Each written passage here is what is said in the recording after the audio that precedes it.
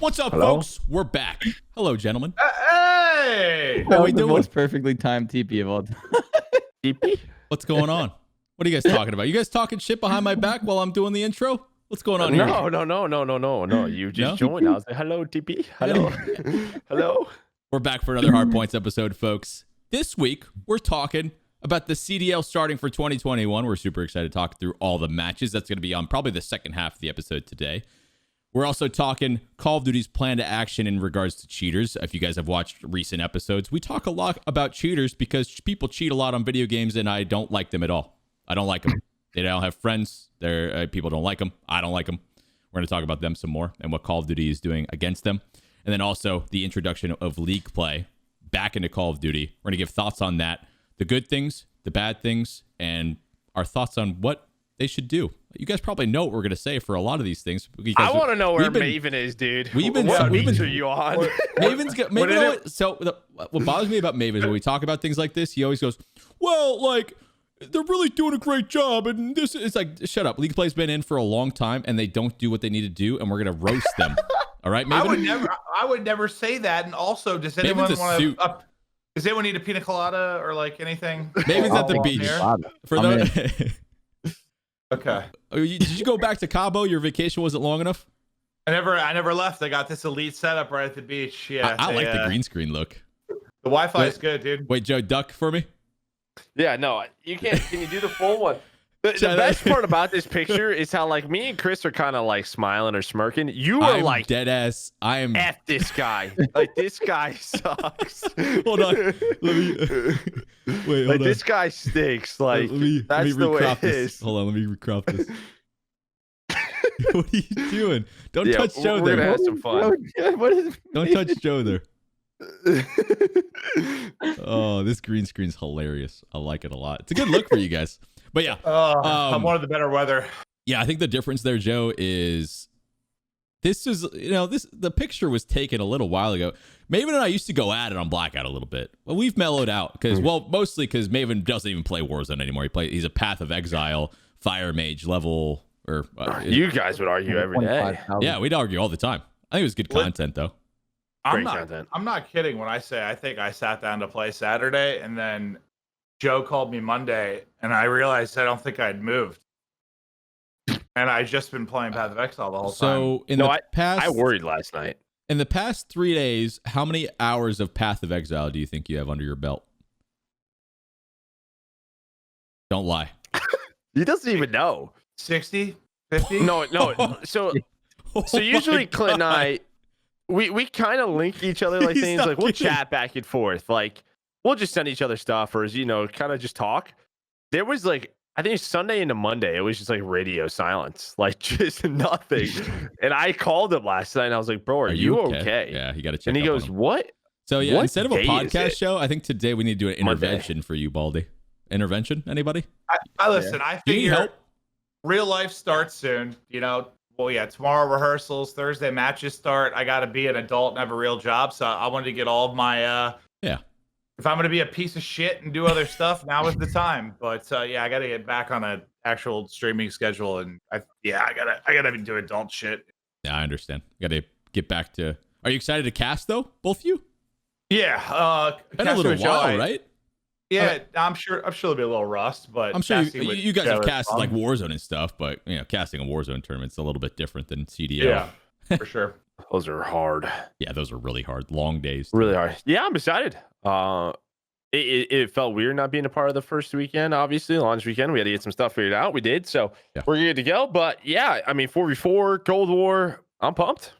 Yeah, I think that's why I'm so excited. Like, I know before Black Ops 4, before Modern Warfare, I had to do like intense sessions of trying to learn in a way because it's just a mess. Like, you remember Modern Warfare at the beginning, dude? Like, even the pro teams that have been screaming for months didn't know how certain things would work at times. But dude, I think I said last episode, like Chris, I watched like a little bit with Chris and we were talking through stuff, and like after 5 minutes, I was like, oh, I'm casting COD again. Cool. Like it's just so simple to understand and break down at a basic level, which is my part of the job. So I'm very excited for that. It looks very easy. You said it already too. Like the transition from last year to this year, I feel like it's going to be a lot easier for you guys to explain at the pace that you want to explain at, things like that. Chris, on your side, how excited are you first off to watch your boys play in a real environment, and how excited is your team? I mean, my team's super excited. I mean, they're obviously still wanting land, but with everything being like what it is and how fun this game is compared to last year, there is definitely like an extreme excitement. And bro, you know how it goes. You guys have been pros. No one wants to sit around and just scrim because it sucks scrimming sometimes. Because when you find a hot streak in scrims, like of course it feels good, and that's like the objective of practicing, right? You want to be really good, but sometimes it's just like, what's this for? Because say if you hit a hot streak 3 weeks ago, and then the tournament's around the corner in a week and you start hitting a slump, it's like, well, this is just the wrong time to be bad, or like vice versa. Like you want to have the bet, like you want to ramp up before. Right. So kind of just gotta figure it out. So yeah, the players are just slowly waiting to like get into the like actual competition. So it's gonna be pretty cool. I'm excited to watch them because I'm so tired of watching them.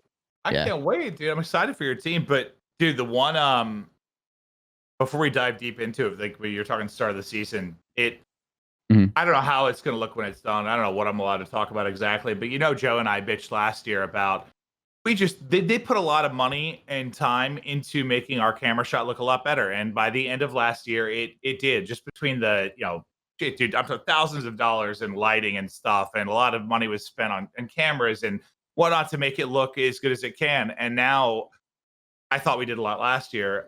Joe and I dealt with this setup on Saturday. And what time did we start, Joe? Like noon your time? I think so. It was a long day. And we were done about 7 your time? 7 or 8, yeah, it was a long day. And that was literally just equipment setup, getting things ready. And they have a plan to do. I don't know what I can say, what I can't, but it should look very good. It should look very, very good. I'm excited for it. It's just I've got shit everywhere. I have shit everywhere. Yeah. Shit. You need the help. You need thousands of dollars of lighting. It looks good off your bald head, though. Oh, I don't even have. Well, this is like a fraction of how good it would look. I'm only using the one light. When you have the green screen, basically, just for like people at home, you don't get it. You have like you have this big overhead light, which is like the really like expensive, nice light. I don't know what it's called, aperture maybe. It's some kind of really, really nice light. It looks like it's built by NASA. It looks like it could fly to the moon. This thing is fucking gigantic. But then you also have an overhead light that is to work on casting a light between you and the backdrop for separation. Then to my left, there's a really nice light that hits the green screen, which also is to add like depth to it. I only have the one light in front of me. If I turned on everything, like it would look godlike. I just am too lazy to do that for Hardpoints. But it's come on, dude. You're not gonna. It can look real. It's gonna be awesome. I'm excited. What do you mean? You're not gonna do your professional setup for our super professional podcast? Come on, dude. It's messed up. The one light. The first thing I said when we were setting it up was don't look directly into it, and I did that.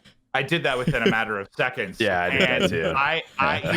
When you like stand up and see like stars, you get like light edit kind of. Yeah. It like hit me like that almost. I was just it literally no. It felt like I got flashbang, bro. Like legit. I was like, oh, I'm. This might have killed me. Like I might be. It was wild. But anyway, okay. Yeah, that was fun. That's but for those of you that are going to be watching, quality wise, we're not going to be at live events and you don't, but like this is going to be probably the closest thing we can do to like sort of making it like Joe and I are at a live event, because instead of like think of how it was before. I'm just going to talk about it. I don't give a fuck if I piss someone off. So we're going to be you should. You don't think so? All right. No, they can just wait. Yeah, let's not get anybody mad. We just signed. Already. Let's not piss people off already. Well, I feel like this would give people. They didn't show it at launch weekend. Let's not make people mad. They'll wait. They are excited. It's the first week. Don't be excited. Did they do anything at launch weekend? Like with the other casters? I don't think so. No. They haven't. Don't just wait. Don't make people mad. I like this. I like this, Clint. He just wants to leak everything. Well, I think I want to hype people up. It's cool, but all right, none of this is even important. I love you guys. What's up? Yeah. That was a great. I'm alive. Hey guys, it's me, Maven. Okay, so we're talking before we get into our actual topics for the day. Maven's gonna be blabbering on for the entire episode. Oh, he's back to Joe now. This guy's gonna be he's gonna change the picture every 10 minutes this episode. I already know. Anyways, guys, I just want to if you guys didn't see it on Twitter earlier, the COD League announced that we're bringing back Barracks for season 2. I got re-signed on to do episodes for the Barracks once again for this CDL season. Our first guest was Big Optic Hex, so that episode should be coming up soon. So if you guys haven't checked out the previous episodes and want to go check it out, I'd appreciate you guys for that. But yeah, I'm excited. I'm happy I can be involved at least some way, shape, or form with CDL stuff, right? So I'm excited about that. So wanted to start with that. But the first topic we're talking about today is Call of Duty's plan to action in regards to cheaters. So this is probably more geared towards Warzone, but I guess now that League plays out too, kind of applies a lot for that too, and just the game in general for Cold War. But I guarantee the cheater problem was way worse on Warzone compared to general multiplayer. Maybe I'm wrong, but that's just my take right there. Anyways, so what I'm gonna bring up right now is a statement basically that Activision came out with. Let me throw this up real quick, and you guys can kind of give your thoughts on it. But there a couple tweets went out, and then there's an article on the Call of Duty website as well, on the Call of Duty blog. And it's an update regarding Call of Duty anti-cheat program. So basically what they say is they banned a bunch of accounts for confirmed cases of using cheat software, yada, yada, yada. Bring our total to date for more than 300K. That's great and all. And they list a bunch of different bullet points of what other steps that they're going to try and do. Some of this we've heard before, some that we haven't. But honestly, since they came out with this statement, Joe, talk to me about, or I guess Crowder too, talk to me about the state of Warzone right now based on the past week. So I've been doing mornings, nights. I've been all over the place trying to figure out the schedule. And no matter what time I play, I feel like it's felt like way better. Like I've had a lot more fun like playing, and I feel like I haven't had like those days. There's definitely the times, I mean, you guys probably both can relate, where you would just go through like probably a 2 or 3 hour span, and it was just like every game or every other game, it was just like something. Where like, right? Yeah, there were some pretty brutal days where it was like almost just like, all right, dude, I'm done. Like I can't play anymore. Like every time I play into get into a game, I can't play it. But I've been having a lot of fun. I don't know. I think I've ran into one suspected cheater that like I didn't even see like myself in, probably I think it was the guy with you, Joe, because I killed that guy. It's my first one. Yeah, and that guy killed you and ran away and just let me kill him. So I don't know. So like he wasn't the best cheater, which is a good thing. But yeah, I've only ran into like 1 or 2 cheaters max probably in the last like 4 or 5 days that I've been playing, and it feels great, man. I've been having so much fun. That's like that's what I've been wishing for such a long time now. So far so good for me. I mean, it's been good. I think the big thing that I noticed, and I think we noticed, is probably just how healthy, like you just feel like Warzone, like you just start to feel how it's meant to be played with the terms of the number of people on the map. Like, I mean, there was a point where we would get to second circle and there'd be 30, 40 people left. I mean, they would just, lobbies would just fried. I mean, hackers would just fry people. Dude, the yeah, we had a lobby today. Second circle started. Second circle, 120 left, and I couldn't believe it. Unreal. I mean, it was unbelievable. It was a top damn. So I think if we didn't have a top damn ending, we probably would have had 120 kills. But we did. It just feels good, honestly. I've talked about it on stream. Honestly, the big thing is now is the upkeep. We saw today, Raven. They tweeted out again that another ban wave has gone through. That's going to be really important. I think we've all pretty much said that communication is going to be key. It feels like in this blog post, they really say like Raven, Warzone is theirs. So I'm excited to see the way Raven keeps up with everything, but it's been fun. But now it's, can they keep this going? Because, you know, it's the way I explained it to chat is kind of like torrent sites for the entertainment like world. It feels like they can just never get rid of those, right? Like, you know, movies and TV shows. And I think that will kind of happen once it completely. It's impossible. Yeah, like once it sort of seeds off, like someone's going to keep it going and someone's going to try to make money off of it. It'll continue to be a thing, but can they upkeep it? So far, so good. I mean, maybe 1 or 2 cheaters that I've had. So can't really complain right now. Having a ton of fun. Like, it honestly feels like this has been the best couple of weeks of Warzone ever. I don't remember it at the beginning, but in terms of what I can remember, this has been the most fun I've had in a long time. I think this paired with the meta that we're playing with right now, with like, you know, you have some different weapons here and there. It's an SMG meta mostly. It's not like it's shotgun meta or nothing like that. I think that also makes it a lot more fun. But yeah, dude, seeing a second circle right now and seeing like 90 people left, 100 people left today, Good like time. the one lobby today was rare, but like having the opportunity to have so much fun with those kind of like just lobbies staying alive and Yeah. not having two squads of cheaters just completely ruin your day, and then 30 minutes into the game you get smoked end game. Yeah. And it's like, damn, like it's been really good. So I've been having an absolute blast. I only played the one day, really grinded, and I think I tweeted, I was like, this is like, the difference is staggering. But there was only like one part in that I highlighted. Like if you showed the page, TeeP, like the consistent and timely bans is like the only part that matters to me. Because like you said, if people want to cheat, they're going to cheat. We've seen it in every single game. It's like impossible to stop. It's almost like Joe said he used torrents. I think of like antivirus more. Like when you think about antiviruses, like your antivirus in Windows or whatever you use is updating every goddamn day. Why? Because it literally has to. Because there's new shit every goddamn second, every day being created. Like it's impossible to totally keep up with. But like how it works and how they do it. If they're so there's two things that Activision hasn't done. One, they haven't done hardware banning, which I don't know if it's a legal thing or why they don't want to, but they haven't done hardware banning. And the other thing that a lot of the games use, like a Valorant or someone, I don't know the correct wording exactly. It's like either root access or kernel access, anti-cheats, which the problem with that is usually privacy and security, because that anti-cheat has a lot of information about your computer and you, and it's been a concern. You can Google that, and there's people that stress about that shit all the time. So they don't want to go that route, is what it seems. And my guess is probably some legal bullshit or whatever. Or they're developing it, right? That's it. Maybe. Yeah. But or they just don't want to go that route. And if they don't, okay, then what has to happen? And I think I've said this so many times over the last 6 months. If they want to go this route, that's fine. If their internal detection they're going to use, it gets to a good enough place.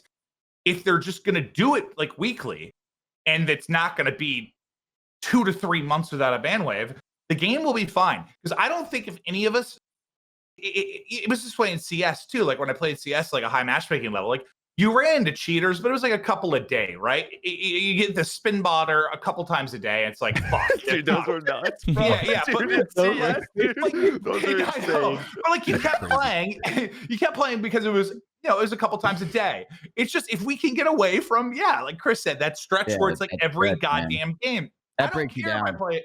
Yeah, it does. It literally broke me at one point. So if they could just do it every, I don't know, 1 to 2 weeks, and I'm just playing a few hackers here and there, I'm good. Like I'm fine. It's just something realistic. So compared to other you gameplay. So you played Warzone through all of the cheating issues and having cheaters left and right, and then they stopped the cheating for the most part, and you decided, that's when you're gonna take a break. He hasn't played. Listen, it hit me that once the season starts, and we're casting multi times a week, and I have rehearsals and content, and I'm also trying to do the personal stream. That Joe and I remember it last year. Like it was our first full year of streaming with like really a consistent streaming schedule, and like him and I, we were dead at times. Like we're just tired. It's a lot, and I know that's about to hit.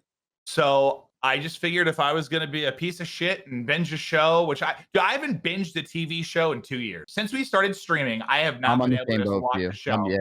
I have not just sat down and binged something. So yeah, I feel like you've definitely done that. I feel like you've watched a few shows. No, dude, I haven't. I couldn't tell you the last full time I'm talking where you lay down and watch 8 fucking episodes in a row. I haven't done that. Let's clarify for a second. Clint's definition of binging and a normal person's definition of binging is different. Yeah, this guy's definitely lying. I'm talking you spend the whole day and you literally just Clint's watch definition of binging is order food 3 times. Never get up off the couch for 12 hours straight and go watch an entire 2 seasons of a particular show. Correct. That's what I mean. Like most people's definition is 2 to 3 episodes you've done in a week, which Clint's definitely done. That's not binging. So anyway, I just figured. I trust him. He is the binge master, so I think he can dictate what it is. If I was gonna be an idiot piece of shit, it might as well be before everything gets rolling. So yeah, I've played a lot of Path of Exile. I've been watching The Expanse. And that's all. The day you did play though, too, Clint, it was also when the stem glitch came back too. So you haven't been back since they. No. I played. No. I played one day. Okay. We had one great day of games. It's just that it turned real sweaty at 2 or so when I switched to Path of Exile. But no, that's the day I tweeted it's unreal how different of a game this is. It was just. I had fun. I had a great time. And I'm not playing Warzone because there have been times where I stopped playing because I just couldn't deal with it anymore. I was a broken man. I was getting off stream. I was pissed off, and I don't want to like throw the word depressed around. Like I wasn't like depressed, but I was like I was defeated. I just felt like sad and like my day sucked, and I was pissed off. And I just felt like shit. There's days I would leave stream. Now I don't know what I did for 8 hours. I honestly would have no clue. I honestly don't. Like I'd be I don't know what I did. I did nothing. I didn't get better. I didn't have any gameplay. I literally just got smoked for 8 hours. Like, what the hell just happened? I don't know. And the other day when I felt played, dead inside. Man. I got off and I was like, that's fun. That was a good time. So I'm not like not playing right now because I don't want to. Exactly. I'm just doing some other shit because I'm an idiot. But I'm really excited. The only part that matters to me again is that the one line, consistent and timely ban. If that is a weekly, the bi-weekly thing, we are good. Because you know how it was every cycle, right? Like ban wave would hit, we'd have a lot of fun for about 2 weeks, and then the next month sucked. Ban wave would hit, we'd have fun for 2 weeks, next month would suck. So I don't remember exactly what it was. I don't think we ever really tallied it, but it was probably a month and a half to 2 months. And then the one over the holiday, probably because of the holiday, that's when it got the worst because that was it was probably like 3 months where there was no big ban wave or close to that. So yeah, if they can avoid that, man, are there better ways to do it? Maybe, sure. But I think it solves my problems if they can just be consistent. That's agreed. That's how I feel. And for those that saw, I think a good example of how the Warzone community felt. If you guys saw Bobby Poff's clip that went kind of viral, where he just explodes and he's in a tournament, he gets aimbotted out of a chopper, and he just goes nuts.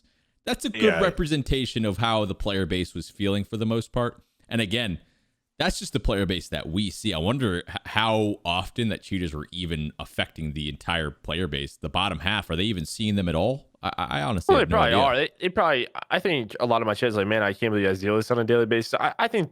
They're probably not seeing aim lockers. There's probably wallers. I mean, wallers, I think, to a casual player is probably pretty hard to spot. Easier to hide, too. But I think it's SBMM, though, too. Like, I think we just will, even though, we saw in the mornings, we'll get our share of whatever we'll call them, bronze, silver, because population's low in the morning. But once it hits a certain time, and we're usually getting sweatier lobbies, like, most of the cheaters are going to be in higher SBMM because they have good numbers and good performance. So I think we were always dealing with it more, but I don't know, man. I'm just happy. I'm happy there's finally, well, I guess the other point, like the consistent and timely bans is great, but you also said like just the communication part, because it got to a point where it was so bad, and like the tweet, and I don't even do Bobby's the last update before this, I think it was September. I think we figured out. So and I don't know if it was, I'm sure the sheer amount of how big Bobby's tweet got, and I don't agree with how he worded some things. Obviously, Bobby, I even texted him like, bro, like that's the type of thing where you got to be careful. You don't want to like burn bridges, but like he got the point across of what the frustration was, and it might have been a player and then being like, we got to say something. I mean, stuff like that. I mean, I know Nick is tweeted. Vic had a big issue. Like it just finally got to a point where it's not where a lot of people were, going in. And I think, they were probably working on stuff regardless, but hopefully it prompted them to be like, wow, we really need to we can put out some fires if we just communicate people. Is what I'm hoping. Yeah. Okay. And the transition to Raven so far, I just got to give them props. Joe brought up the tweet before. I'm going to throw it up on screen for you guys as well. Basically, another ban wave from Raven Software. Tweeted this today. Another ban wave today across Warzone, stepping up anti-cheat efforts on all fronts. More to come. Let's keep Warzone clean. That's when I talked about them owning it and realizing that it's a problem and acknowledging it. I wanted acknowledgement for a long time, and I think that goes a long way. Even them just doing something like that, like thank you, like at least tell the community, tell so many millions of players that like we did something. Well, you know what I mean? I actually got annoyed with a lot of the responses to the first tweet because, the tweet sucked because it was another one of those tweets that just said like the one from Call of Duty, like 60,000 accounts, man. And the responses were horrible. But if you actually clicked the link and read through it, I was like, hold up. This is actually pretty good communication. And they are doing a lot of things I want them to. And you know how people are. They read the tweet. They don't always click the link. But right when I clicked it, I was like, all right.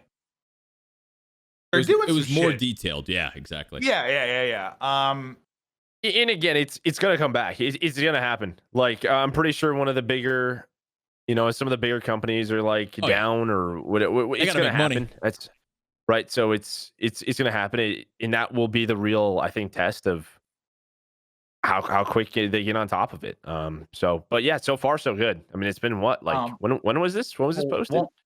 I had the tweet. I don't remember when it was posted, but since that day, it's been great. Well, there is one other topic I want to touch on. The second? A second. About a week. Good week. I do want to have one other discussion about this though, and it's like the kind of the negative side of it, but we don't need to dive too far in. But there were we had a buddy of ours that got flagged months and months ago, and I knew 100% there was no way that he was cheating. And I remember when I looked it up, when that ban wave went through, there were thousands of people saying they were falsely banned. And when this one went through, it spiked up. I mean, what you saw Aiden tweet that he got shadow banned, and I mean, I don't think there's any way as big as Aiden is that he's cheating. I just don't believe that for a second. And you saw, dude, I don't know about your guys' chats, but my chat, like the day it went through, I had a lot of people in my chat saying they did. A lot of people saying they were banned that weren't. And, can some people be full of shit and maybe they were? Sure. But that's going to be one of the issues is if they're developing this internally, which it sounds like, that's just going to be one of the kind of maybe negatives of it for a little while. But I guess I personally feel like that's a sacrifice that I guess is going to have to happen if they're going to get this to a better place. Shadow ban not like a ban. I don't know how it works exactly. Is that just 7 days of like weird lobbies or something? Yes, like 7 days basically. You just get thrown into like 200 ping like hacker like lobbies. You basically can't find games, and then after 7 days you can. And like some of the hackers will have like 20 different accounts. If one gets shadow banned, they'll swap over to the other one. Yeah. But will it suck for the legitimate players it happens to? Yes, but I guess the end goal here is hopefully that becomes less of an issue as they continue to work on the tech for it, which was in the comments that they're just like kind of working to improve the detection. There's stuff that'll get, and that's I read about it a lot when we had a buddy that dealt with this, and I was reading a lot about how like there's just different, they have all this stuff that like scans files and reads things, and there are different programs and different things you can have that will trigger it, and that's just something they probably have to work on and improve. But that was, I guess, the only real negative that I saw with all this going on, so I just figured I'd bring it up quick. But otherwise, all great. Improvement. That's what we've been asking for a long time, and especially, what's next for Warzone, right? They've done a solid job of implementing new content, right? I think we've all wanted a new map for a long time. So in terms of freshening up the game, right? It's got to be coming up next, like a new map or something like that. So I'm interested to see if they keep up with this along with a new content drop going. There's only so many resources, so many people to look at things like this. And when a new season drops, a new content drops, and people are trying to do a bunch of different, do they have enough people is what I'm trying to get to. So hopefully they keep up like this. I have faith in Raven. I think they just seem to be on top of it more. We're getting more acknowledgement. We're getting more communication. They're taking it more seriously now. We're a week in.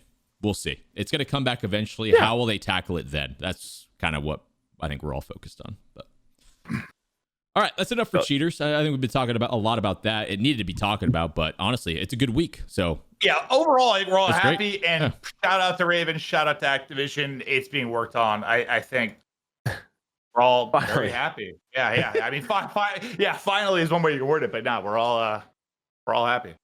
Definitely. Okay, let's switch the conversation now, and we're going to talk about league play being implemented into Cold War. We'll have a lot of opinions on this one. So if you guys haven't checked it out yet on Cold War, you can play league play now. So I'm going to bring up some of these tweets if you guys want to talk through what league play is, sort of the features of it, how it works compared to other ranked places or league play systems, I guess I'll call them, from other titles. Walk us through a little bit. Yeah, I'll dive into this. So league play is supposed to be sort of your competitive playlist. You're supposed to be playing with the Call of Duty League pros are playing, or at least similar to. It's always going to be tough rule-wise because pros have GAs, and that is always going to be a different conversation between devs and pros, which they can't really control. When you start up, you have 5 placement matches. It puts you into a skill division. After that, you get put into a ladder of the people in this skill division. And for the X amount of days that the ladder is live, you compete for the top of the points. You try to win your ladder. Start winning your ladder more, you go up in rank. Is the base of it. Of this version of league play. Which I think is the Black Ops 4 one. Yeah. Yeah. And not the okay, look, all right. We have a league play. I'm happy we have a league play. It's not the system I think any super competitive player has been waiting for. It's not the ranked system.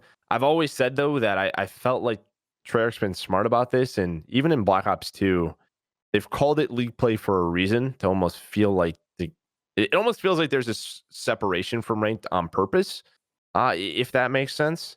Because even the Black Ops 2 one, which so many people loved, I mean, I played hours and hours of it.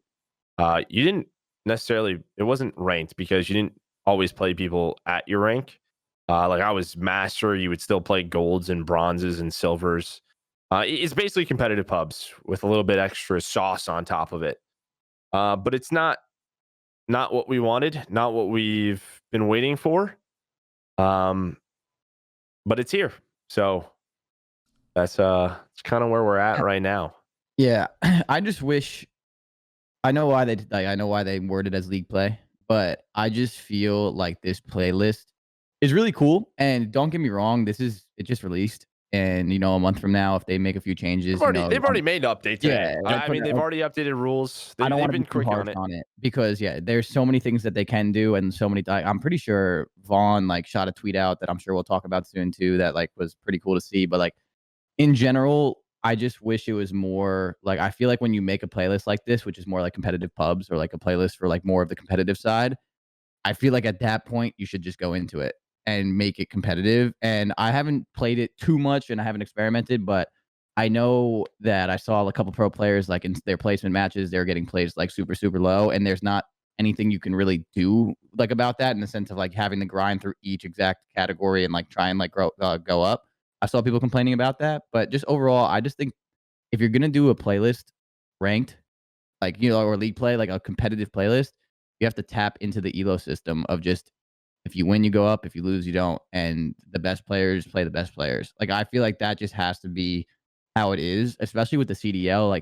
That's at least in my opinion. Of course, there's so much more to this that could be something that I'm not, educated on. But I just feel like most people that follow the CDL and that are playing these playlists, you want to play against the pros. When there was the World War II rank system and we had the Discord and everything, it was a cool way for people to kind of make a name for themselves and play against pro players. I mean, a player on my team, Abizi, a big thing of his come up was he had Abizi 1, 2, and 3, 1, 2, and 3 on the leaderboards.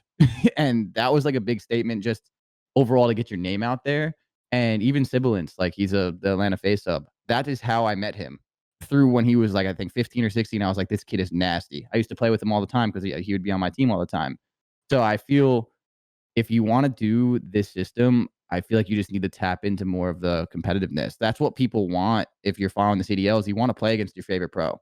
If I load in and I'm an Optic fan and I see Scump in there because I've been grinding so hard, the 14-year-old me back in the day in Call of Duty 4 when I used to play against Fear and Envy, that's what I would love to do in game battles. It's kind of the same thing. You want that feeling of playing against actually having a chance to play against. When you have to earn it, right? You have to get to that rank I think that get that better. Yeah, I think you have to tap into that. I don't know. I think you guys are right, and that's what I want. I think we all want. I think I'm just trying to think how maybe they view it. And I'm sure they have a lot of data we don't, exactly. and with the success of Black Ops 2, and what's the issue we've always had with Call of Duty? It at its core, it's always been a very casual game. It's not really been about that ranked side of it. And if this was years ago, and that's why we all agree, Black Ops 2 is a good step. If you wanted to kind of make it a slow transition and find this in between where it is ranked, but it has more of a casual feel to it, and you try to ease the player base over. I get that, but the problem is it's just it's been so many years and so many different titles, and we've had one game where it worked well. So I don't know. It's part of me that gets it if they're trying to kind of meet in between casual and ranked, but it's just not ranked. Yep. when it boils down to it, it's just kind of not. And when you see all the other games that make it work, and if internally maybe they just think with a more casual game like CoD that this is what their vision of ranked is, then all right. But I guess I just think from all of our POVs, it's just not ranked. Well, and I think too, like, I mean, multiplayer content besides the first month or two, like, I mean, it really dies out. I mean, it does. There's nothing to do. There's nothing to do. And you know, for casuals fine, but you know, Call of Duty, I'd say they want content. They want people playing Call of Duty, and I think ranked. And I mean, we want our pros making content. Like, what are, like, you know, we've talked about streaming scrims on this podcast. You know, however you feel about it, there's a lot of pros that disagree with it. So what's their other option to make content? They go in and make pub videos where they pub stomp, or they play eights, in which like eights is only to a certain point, and you know, it doesn't always create the best content. Like there isn't really an avenue for them to really tap into Call of Duty more, and for them to really show their skill. Like I was showing my stream this morning. You go to an Overwatch, you go to League of Legends, you go to any game, Dota. The top of the channel list is all the players that are really good at the game, because people want to learn and people want to get better. Yeah, that's you're describing the core of kind of the issue I was saying, though, like that, you know, Call of Duty has always been so casual for so long that most of the viewership is in stuff like zombies and stuff that comes out. But we've never done it like in a correct way multiple years. Yes, correct. We have it. So all the data is super skewed because it's never happened. You could point to maybe like a World War II, and unfortunately, I mean, World War II just wasn't the most loved Call of Duty. I mean, it just wasn't. It's just what it was. And I still even think, though, even when you looked at the World War II probably channel list, the top was TeeP playing ranked playlist. Yeah, yeah. Like that's what it was. It just feels, I don't know. It stinks. Just like for our pros and for our players that want to show off, and you know, I mean, what Chris said. I mean, there's players in league now that have gotten on academy teams from ranked lists. Like, this is a way to get noticed. It really is. Like, we talk about challenges and other things, but the game should help that. The game should help our ecosystem. And it simply just, it doesn't right now. It doesn't do that. I mean, there's literally players in other games that have careers from the ranked playlists in the game. We don't have that. So, I mean, World War II ranked is when my stream sort of took the first step to actually being something. Like, you know, I think it was a lot of fun to play. Joe and I played so much World War II ranked. It was a great time. And the last time I played ranked, bro. Yeah. I mean, so what I've been trying to think about is why not?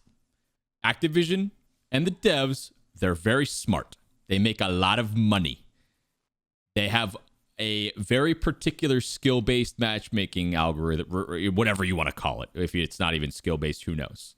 I think they don't want an actual ranked system. I'd be curious to see the player retainment rate in a ranked system on World War II compared to like a league play in Black Ops 2. Different formats, but I think this is going to sound bad to some people, but in a league play environment, people get the participation trophies. They don't have to play against all the best people. They get more wins on average, probably, right? I talk to my pro players all the time, and people leave their league matches and they play 3v4 like a lot. And there's no repercussion to leaving, and it's just not like what it's supposed to be, which is like more of the serious side. I mean, you've played Cold War pubs. Yep. Those get pretty serious pretty quick. They're insane. You know, like, so if I want to be able to leave my game, I guess what I'm trying to say is like they want to keep players on COD as long as possible. Mm-hmm.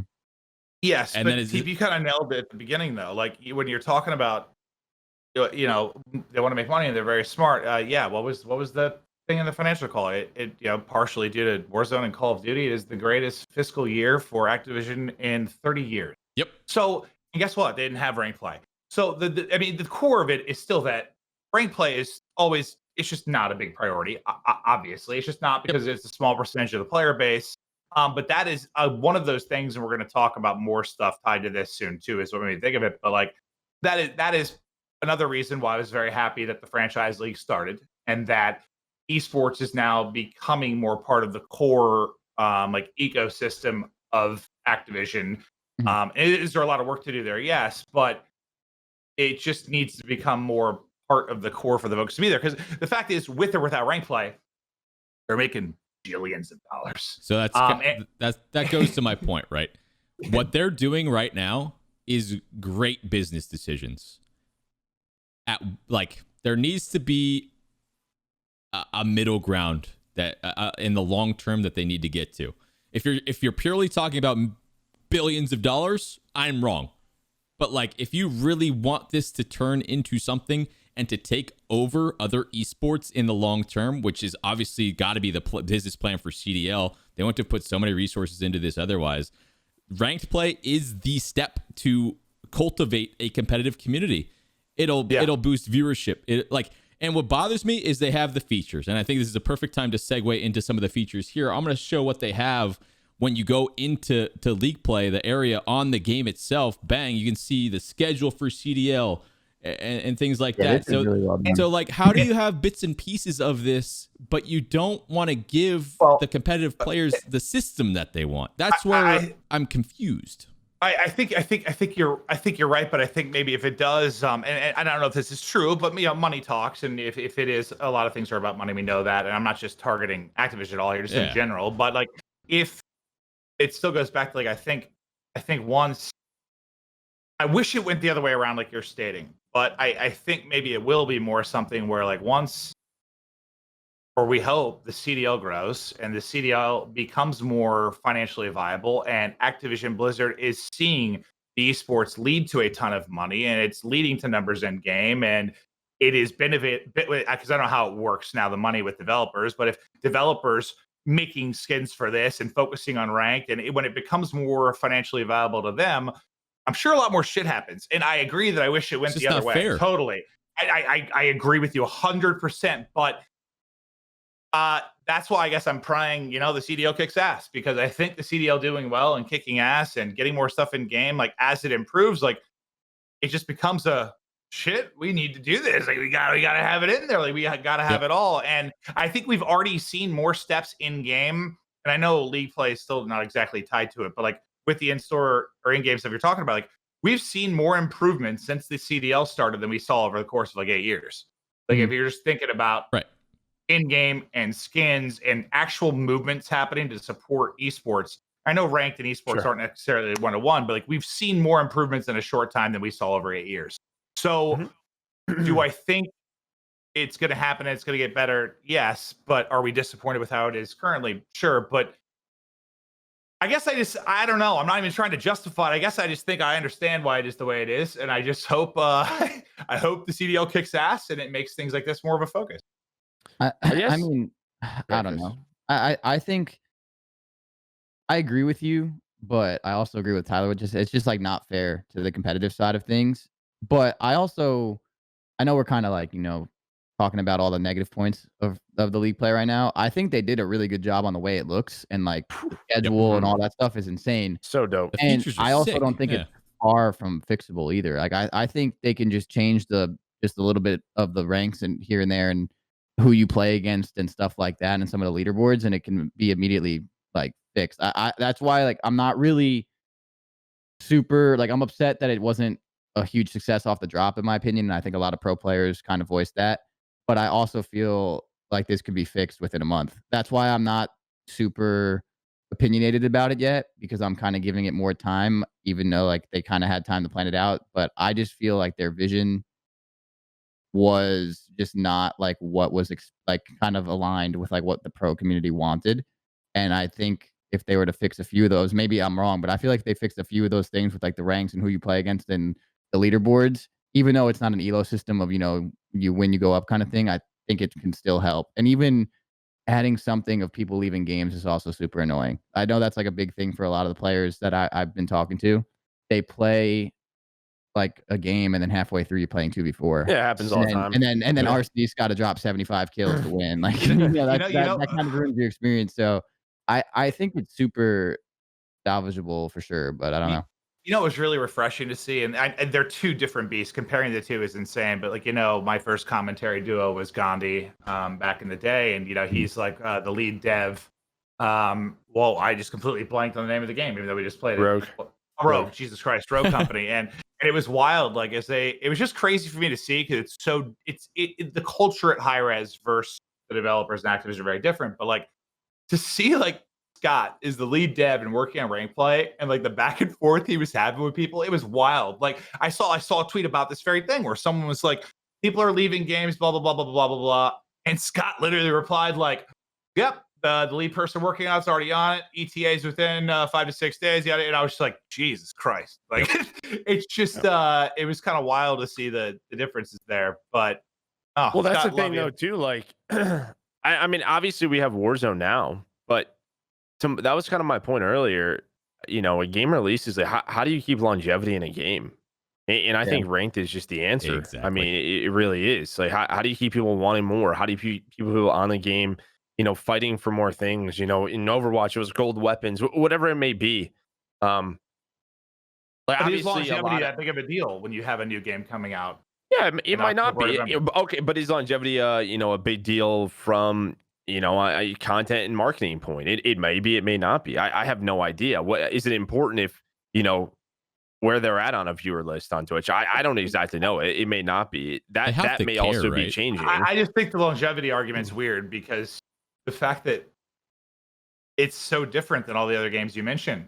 In this sense, it's not this continuing beast that goes on for a decade. Like we have the biggest blessing and curse of any esport title, in my opinion. And like that, the yearly release, it renews energy. I think in the long run, 20 years from now, we're going to look back and say that was one of the best things for esports ever, even though at times we think it's the worst. Agreed. That's a whole different conversation. But the longevity part of it, it's kind of weird to me because it's like, how much can you care about longevity when you got the next title around the corner, like right when rank play, you know, kind of gets in? Point. So and to that point too, you know, Call of Duty and CDL are different businesses, and Call of Duty needs to reinvest into the CDL side. And we talked a little bit about this earlier before the show, but they need to stop having these devs play keep away with certain features. One game has theater, one doesn't. One game has a specific league play system, another one doesn't. And it really seems like throughout the years that these individual devs, Infinity Ward, Treyarch, Sledgehammer, they don't want to use each other's features, or they're not allowed to use other people's features. I don't know if things like that are trademark or patented, or you guys get what I'm trying to say, right? I wonder what the rules actually are. Whatever those rules are, they need to go away, right? So like, if you want CDL to succeed, they started CDL. It like in the next couple of years, the ranked play system, all of the features that go along with CDL need to be the exact same from game to game to game. So not only do you benefit from the new refresh title every single year, but people know what to look for. We like the poor viewership is not going to get a fair shake at it because you load up into a new Call of Duty. It's not ready yet at the start. It randomly comes out in February. People don't know what the rules are. It takes too long. So like all that needs to be streamlined. Yeah. And I don't get why it hasn't still. Yeah, it's almost like it should have been ready by CDL. Right. We're at year 2. Joe, you can go, but I can talk. Well, I was just going to say, like, you know, maybe now is we can talk about the Vaughn tweet in a second, but it almost feels like there has to be, similar to like the Demon and what Raven was, sort of assist supporting developers to the major ones who can sort of create one of those systems, and they can sort of port that system from Yim Yim, the same ranked system, so we don't run into this issue where they can sort of edit. I don't know. That's probably still not an easy thing to port it from one game to another, but kind of what we're talking about to make sure that ranked is ready. Yeah, whether it's a month or 6 weeks, whatever that number is, but and it's the same system in each Call of Duty, so we don't go from league play to what is modern? What do they usually call it? Just a random play. I don't know, whatever it is. To like ranked, and you know, it's just different. Yeah, as you said, and that was another big part with the league play and the schedule and the standings. Is, to me, this is very important.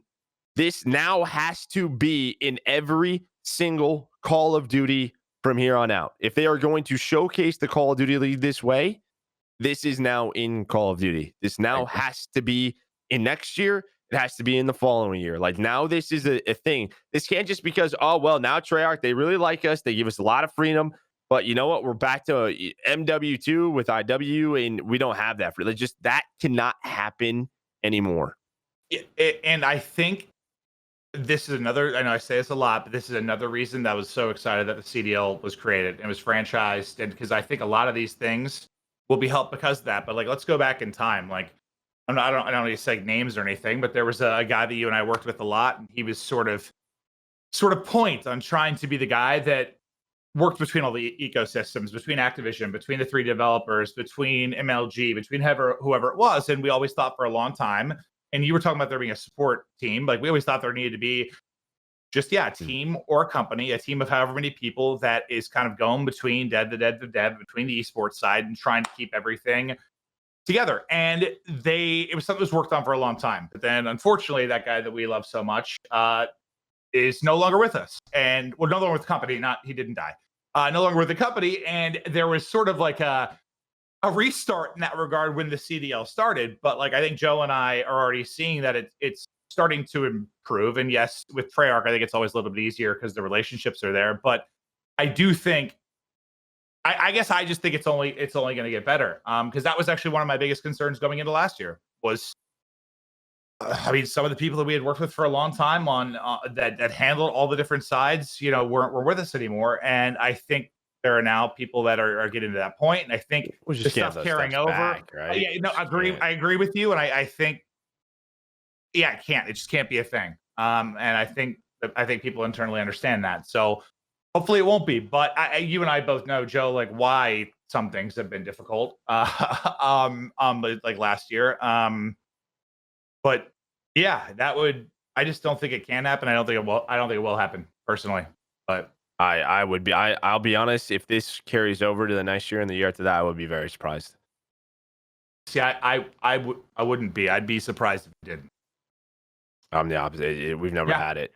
No, we never have, but we've also never had a CDL team. I know how hard-headed some people are. Like some studios can be, but I just don't. I think it's a different ballgame now that it's a CDL and not MLG or whoever. You guys are saying it's a dev thing, not an Activision thing. It's not necessarily a dev thing. It's just overall, it's a fact that there are so many ecosystems things. There are. Well, it's a priority list. It's a priority list. Yeah, 100%. And yes, it is a. Trying to think of how to word this without like. Well, I mean, a dev has to put out a certain product based on what Activision typically wants, and we're usually at the bottom of that list. Yeah, I mean, there's nothing wrong with that. I mean, it's a priority list. I mean, that's just what it is, right? I mean, it's tough for the devs. They only have so much time. I mean, it's very difficult. I think even for Treyarch, considering they had a 2-year, if Sledge is back next year, hopefully the 3-year coming back into play, it gives them more time in everything.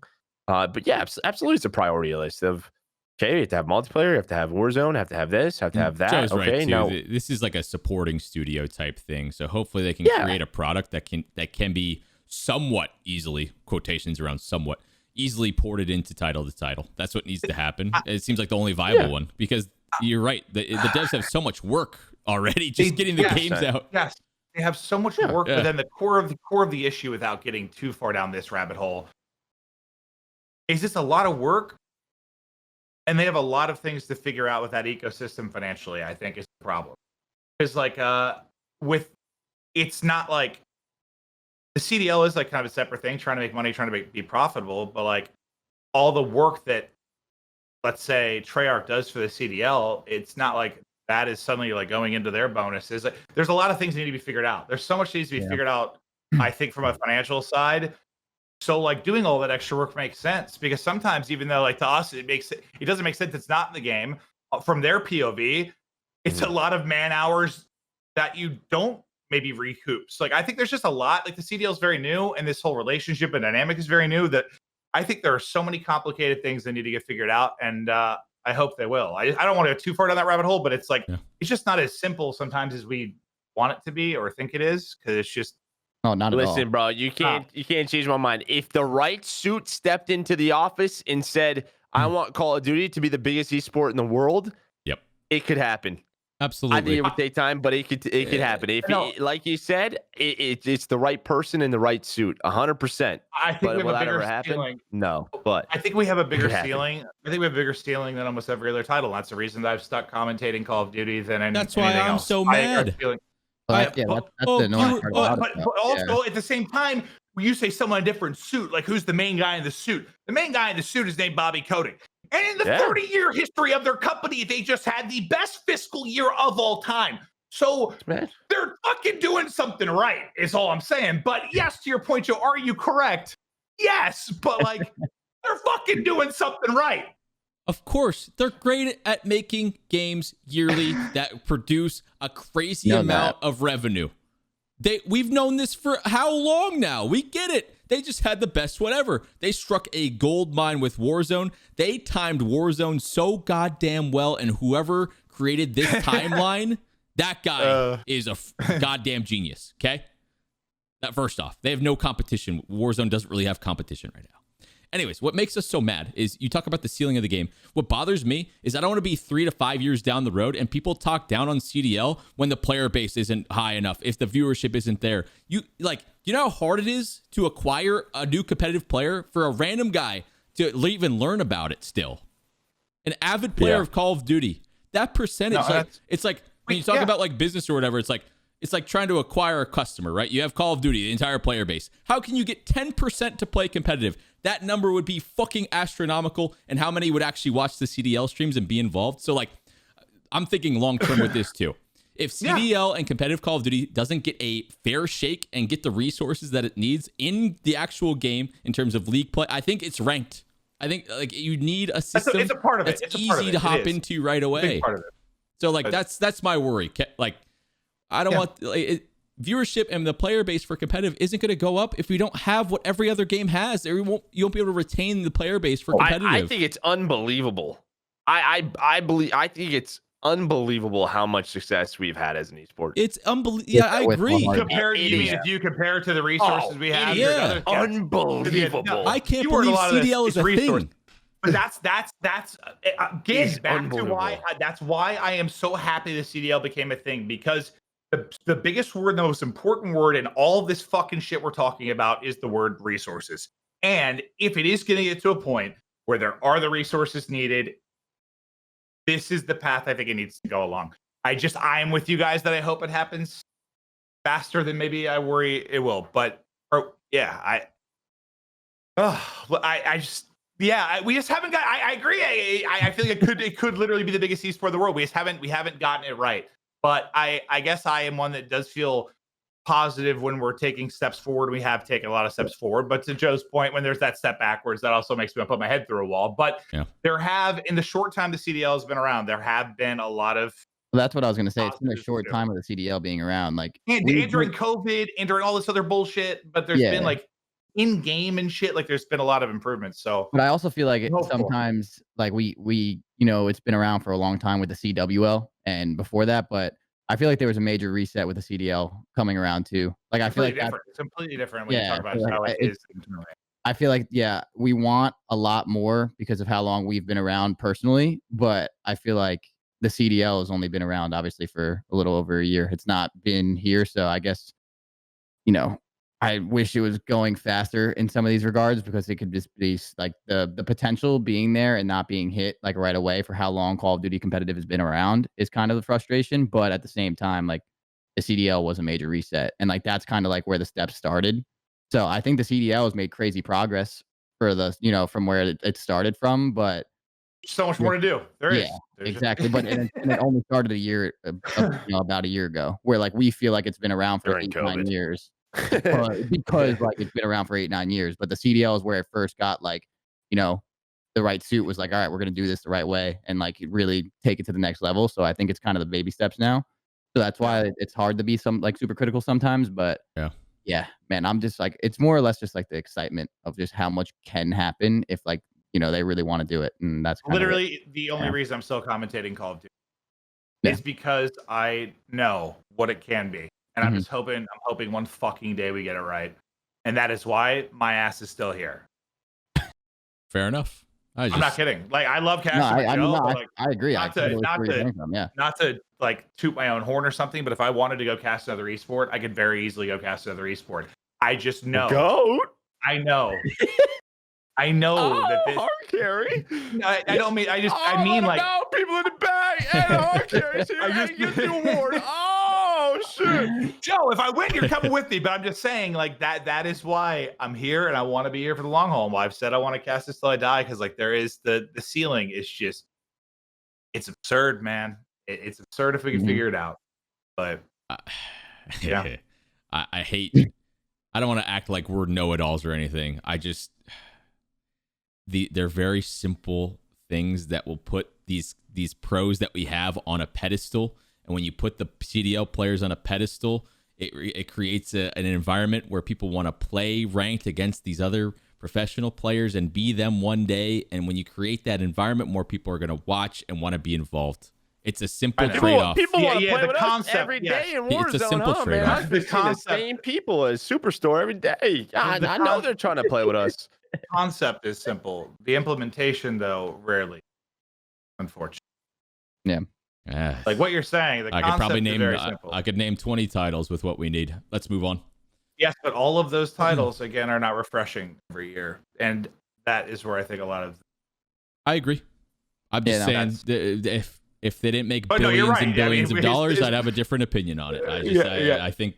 Anyways, let's talk about something good that came into league play. Yesterday, I played some league play yesterday. It was a mess. Why was it a mess? Rule sets, attachments, things that are involved with the CDL rule set weren't implemented. But let me throw up this tweet for you guys real quick from Treyarch. Boom. Already. New league play restrictions now live. Hats off to them for getting this done so quickly. Suppressors, task force, barrels, flashlights, target designator, armor, war machine, jammer, bunch of stuff in the game that are not competitive, not in the competitive rule set. They got it out really, really fast. So on a positive note, that gives me hope that they're going to make changes quickly. Whoever's on board or whoever's job it is to filter out those things on a, in a quick manner. Nice job. Nice job. The people that are higher up make some different decisions. Well, I think that there though, like you said, and like there's some people like who's usually involved. Maddox is probably the one that you see involved a lot, or like Tony Flame, or there's people with Treyarch. Like there are, I think overall at its core, Treyarch probably has the most people that have cared about esports in the past. I mean, Vaughn was one of the front runners there, but that is kind of that's been a problem. And maybe it all goes back to all the money stuff, but like it's always been like a core couple of people, whether it was Mickner at IW or there's like someone that really gives a shit about esports. But then yes, once you go to the higher level, it is less of a priority because it just is. But yes, that'll just gotta hope that shifts. But that's what makes it tough. I mean, I mean, it's probably a few people that really, really care about this thing that we care about so much. is what's tricky. Yeah, and I mean the people that care, they have a list that they have to get through every day, and maybe someone's doing a little bit extra for us, whatever it may be. So yeah, I mean it's a step. That they obviously know that there can be some improvements made, and I know a lot of people are like, well, yeah, but I still want they got to update the rules of the GAs. That is a whole different discussion because technically still GAs aren't a thing. I mean, so that's like a whole nother process between pros and devs that has to hopefully come along to a good point. That's a shit show. I don't know. We're never going to get that. Makes their job so much harder. And I saw another thing that was really weird. It was like the preset classes. I think the preset classes are good if like you just kind of don't have an idea of what you're stepping into. Yeah. The only thing I don't like is people are like, people should only be allowed to use the preset classes what the pros are using.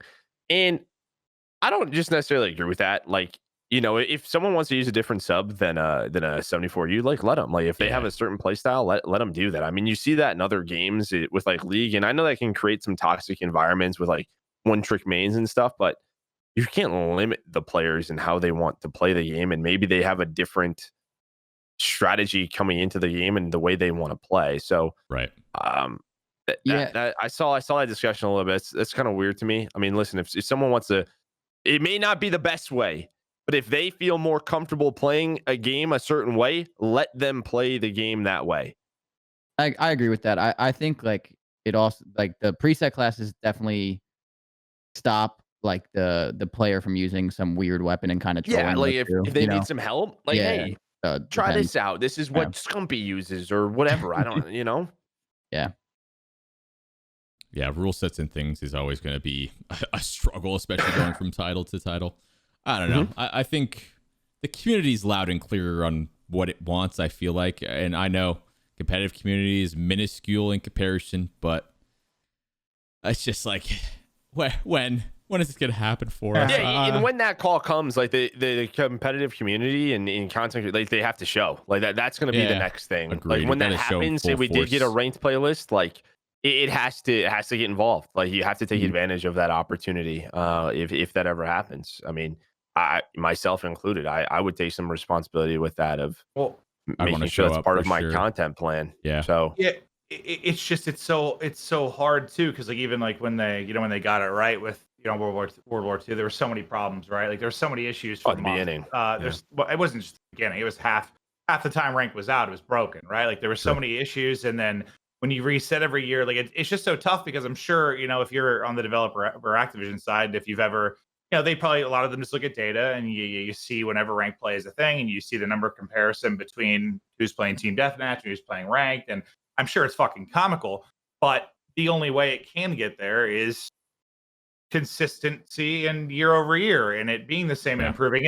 And if I guess if they did that for let's say 5 years and it didn't grow and it wasn't making a difference financially or making a difference in the player base, then fair enough, chalk it. Yeah, but like it's just I agree with that completely. It just hasn't.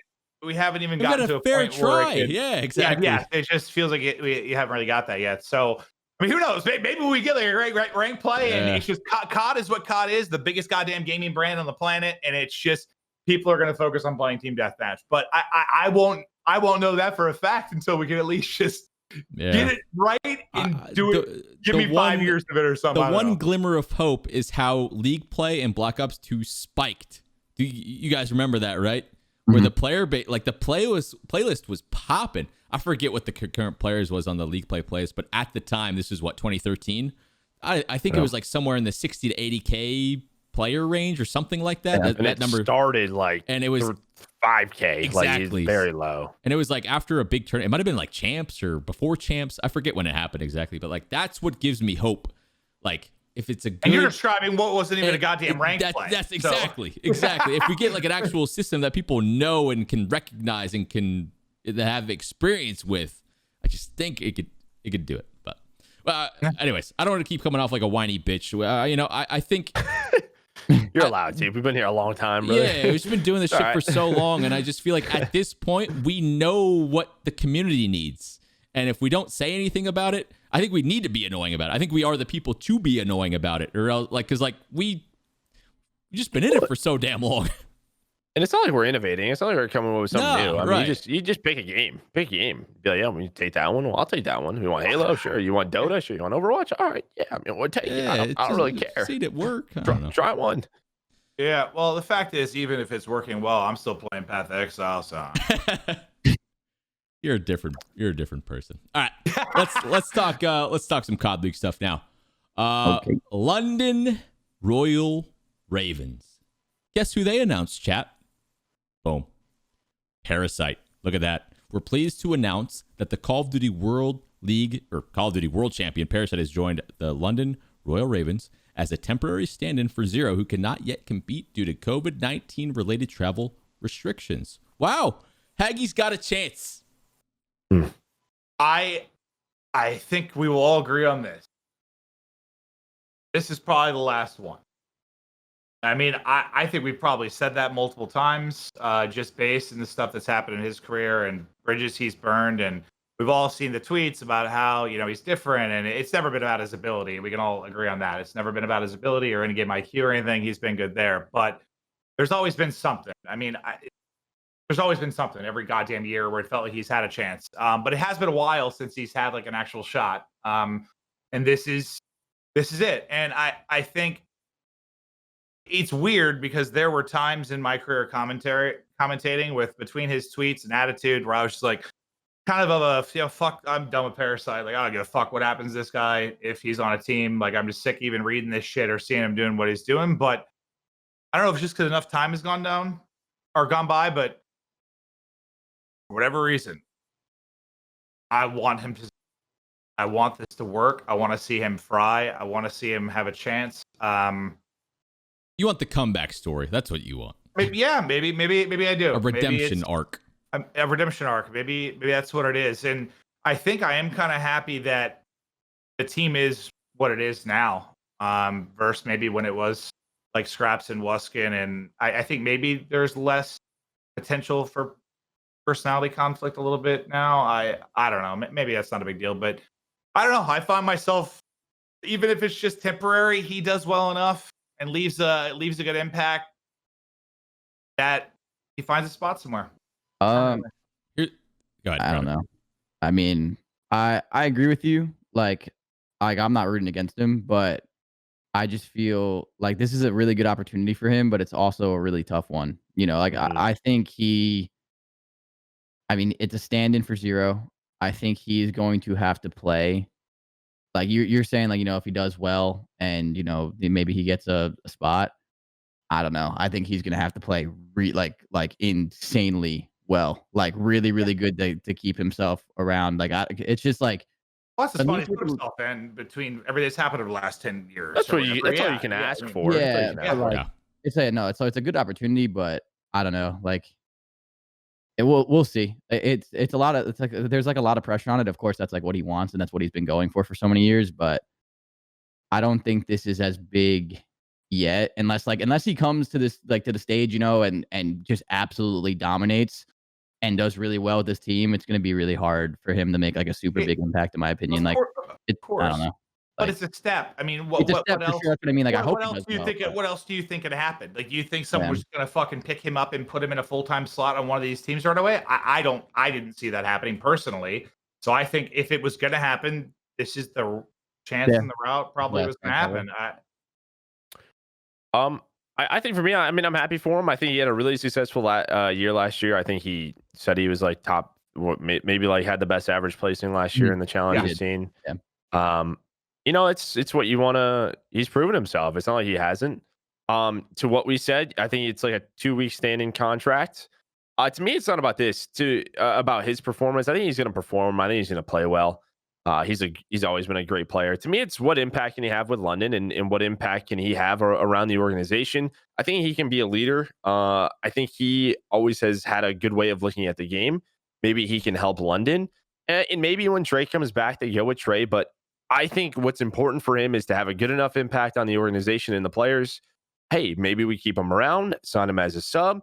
He can help them out, maybe get a little bit successful. And then if someone starts, I don't know, struggling a little bit, there's not a trade opportunity for London. There's nobody really else to go. He can get one of those starting spots. That's the position he has to play in now. Yep. I mean, maybe he absolutely goes off and destroys. And they're like, yep, like he's in. Like that could potentially happen. Do I think so? No, but because I think they're going to want to try the full lineup with Trey. But I think if he leaves a good enough mark with London, and as you said, because there isn't a lot of personal history here on this team, that there is a chance of maybe he gets signed on as a sub and maybe his moment will be later on in the year if they start struggling, whatever it may be. I know they also have a great sub in Afro, who's like one of the top prospects, if not the top prospect in EU. So, you know, maybe he'll have to wait for that chance, but that's the best thing. Like maybe he can almost help Shane on the coaching side and dominate. Because that's what Haggie's always been good at. It is like making sure his team knows how to win in getting that strategy. He's shown that. So for me, he has to leave a good enough mark where maybe he will get the call down the road with London. Because I don't know if there's another team that would. I really don't know. Or maybe there's another team that will give him that shot because there's a lot of younger prospects that's what's hot. That's the hot commodity right now. So we'll see what happens, but I'm happy he got the call for sure. Yeah, for sure. You have to hope that you go on a win streak. I think you maybe have like a loss or two to work with, but anything more than that, as soon as Trey is available, they're going to go back to him. So like exactly like you said, 100%. hopefully they can come out and they can just have a lot of success, whether it's due to him or not. As long as he's brings enough positivity and good results in combination, maybe they'll just keep him around and he'll be like a go-to guy, because it's like it'll be like his only reference. What do you say, Joe? I don't want to be too like negative, but is there like I mean, you three could speak to this more than anyone else, but like, I mean, take the orgs out of the equation, take everything out of the equation. Are there a lot of players on all of these teams that just wouldn't play with them? Regardless. Potentially. Probably. I mean, I don't really know. Like, I don't know anymore. A lot of it's old. Back A lot of it's old. Yeah, a lot of it's like really old now. I haven't like seen that really relevant in probably like a year or two, I'd say, right? Am I not like I know he's had some issues with some amateurs, but I mean he's been incredible in the amateur scene for sure. So it's like I don't think he's had like too many crazy issues currently. I don't know if those Well, I'm more about the old stuff. Yes, I'm more Yeah, like, like, there's too much just like bad blood with some of the current players. They'd be like, maybe nah, he's some not on of the team. them. I don't think anymore. I 'Cause a don't- lot of the people in Yeah. his circle is kind of out of the scene. Exactly. Yeah. Okay. Well, I was But- just I was curious if that'd but be a problem. I think what Joe, what you said is probably the best point. I wasn't even thinking like in that regards, but I don't think he's going to come out and dominate and they're going to go on some crazy streak. Like, hey, it might happen. And if that is good for him, that'd be sick. But like, I think him making a really, really, really good impact these couple of weeks. And then even when he say, they try out Trey, if he stays around London and provides good feedback, like he's like a very smart Call of Duty player. He knows what he's doing. He's got a good IQ. Like he knows what he's talking about. If he can really use his expertise to help that organization out behind the scenes when he's not playing too, and showing that, like he's around for like more than just like the 2 weeks and like really wants to help the org grow and like the players grow and be a teammate, like sometimes that team's going to struggle just like players on my team do and everything else. And you can easily, sit down and be like, this is what I think you guys are doing wrong. And like help, like what you said with Shane, like that's probably the best angle he'd probably have to play, because once that London team does slump, every team slumps, doesn't matter who you are for the most part. If he's really putting a super, super positive impact on the people around him and the organization, then you might find him actually, taking slightly over the team in the sense of like coming onto the team as a player on this roster and using his expertise there. But that's what he needs to do, in my opinion. Like thinking about it more is like, I completely agree with you. He just has to play that angle, because I personally don't think he's at a spot in his career right now where he's the young guy coming over to take over the scene. You kind of know the players have to trust him. Yeah. The London guys have to be like, man, like this guy is really like he's figured this game out. Like he's on top of it. Like he's got this out a lot. He figured like even MW, like he I didn't really know too much about him in MW because I didn't watch too much of the challengers, but when I would read his tweets, like it seemed like he knew what he was talking about, like with a lot of the MW stuff. And that game was probably the hardest thing to figure out in the world. So he has a lot to offer. He just has to really like harp into that side of him and, really use that to, like, I think leverage his way back onto the org and then like, slowly work his way back up. I think if he does that, he'd be in a really good spot, because he's a really good asset, in my opinion, to have around for the expertise side. Of course, he's had some issues with people and all that. So it's like, I don't know. I haven't talked to him too much, like personally. So I don't know if, he's grown a little bit more and stuff, but I think overall he can just be a really good asset to a team if he does it that way. And then, slowly kind of come back from there. So that's kind of what I would love to see out of him if he does that and helps out. I think that'd be really cool. Yeah, and I just look, the best thing for them is their first week is they only have one match versus Seattle, which who we kind of think is one of the weaker teams in the CDL right now. So, maybe a good shot for London to pick up a win. We'll see. But yeah, it's gonna winning would be tough. good, because then that puts pressure on their roster when they go back to having, if they start losing, everyone, how everyone's going to react. Well, hey, you were winning with Parasite, and then right there, that's going to be in your mind. And then behind the scenes, like for coaches and staff, I don't know how London does it, but I'm sure it's probably pretty similar to everyone. If the coach can go, hey, when we were playing with him, he was putting in really good input in practice. He was doing his thing. He was being a good teammate, yada, yada, yada. Like, that's all you need when you're losing to be like, hey, this guy was doing it good. Like let's bring this guy back in and let's try and use that for a little bit. And he can either help us out, maybe at first not to take anyone's spot, but then, if they struggle or something, he can kind of sneak their way in there. That it all comes down to a lot of different variables, but Facts. this is his spot where if you were Parasite, you've been waiting for this for a very long time. And even if it's not like, I guess you have to kind of have your standards. You're not going to like probably walk in and just dominate. You're not the young gun, where like you have so much crazy potential. No one knows a lot about you. But at the same time, this is where like you really want to be for him to like slowly work your way back into the league. And especially if it ever expands and he's got, he makes a good name for himself now. And now the London organization and the people that work with him currently, because everyone can grow. Everyone grows. Like all the stuff in the past is the past. Everyone grows day by day as a person. That is in the past, and now he's doing what he needs to do, and he's doing it well. They speak highly of him, and then all of a sudden you end up, leading your own team because he's been really good in the challengers. He's done his thing. Like solid. I think since Black Ops 1, we're talking like all the way back. He's been leading amateurs and like players that haven't had big names to pretty good placements. Like he's a good player. Like he knows what he's doing. He just has to do the teammate and personable side well this time around. If he really this is probably his last chance to really get there. So hopefully he takes that. Listen, man, you look at how like the scene is starting to see a shift of younger players, younger talent coming up, right? Make a positive impact. Play good enough. Get a job. Get a job. Become a coach. Be involved with the organization. Have good references. Like, because with where he stands right now, how long can you be a challengers player? Technically, you could keep, being a challengers player for as long as you want. If that's your passion, if that's what you want to do, full respect there, right? People can do whatever the hell they want. But like, if you want to, I don't know, settle down in a sense and have something maybe like a little bit more long-term and stable and, have players trust you, don't be a dick. Don't be annoying. Don't pull his usual things that he does when the team doesn't do well, and play well, because that's how you gain people's respect. And if he can do that, it's that simple. I think he can try and like land a whether it's with that team or with another team. Like as long as there's a positive impact from him, I think he's gonna thrive in a coaching style position. I think that his mind is built for something like that personally. But can players handle his personality? That's always the question. Yeah, sure. Could we? I don't want to spin it into this topic because we've got like 30, 40 minutes we want to go on this. We still have the matches to talk about, but you made me think about. And I don't know if we've done this on a previous episode, but I kind of want to have a conversation around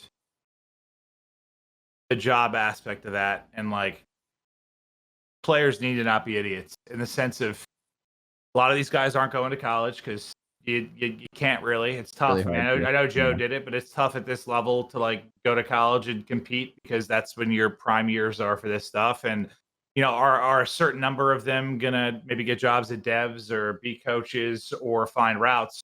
Sure, but it's a very, very small percentage. And I guess I'd like to have a bigger conversation around that at some point about just planning for once you're done competing, especially for the ones that are grinding it out in challengers. Like at a point where you need to say, I need to stop this shit. I need to get a real job type thing. Like, I don't know. I think there's maybe a long conversation there at a later date. Yeah, that's a good topic to talk about. I mean, I always tell the transition is hard.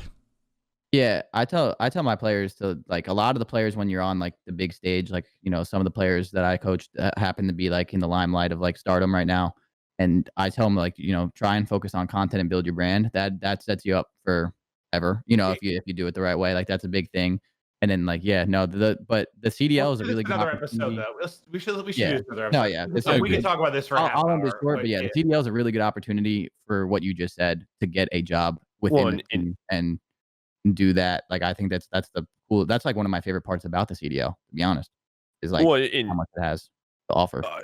I mean, with the expansion probably soon to come at some point, like that's where those opportunities open up. I mean, look at some of the guys who took a step back from competing at certain times. Like you look at like I don't know, Brian Saint. I mean, he's at the Rokkr now. Like, he's been a head coach for some teams. I mean, team coach Optic now sort of transition that. Sender's now the coach of Optic. Like there are some players who they took their time, they found opportunities, but those opportunities now are very limited.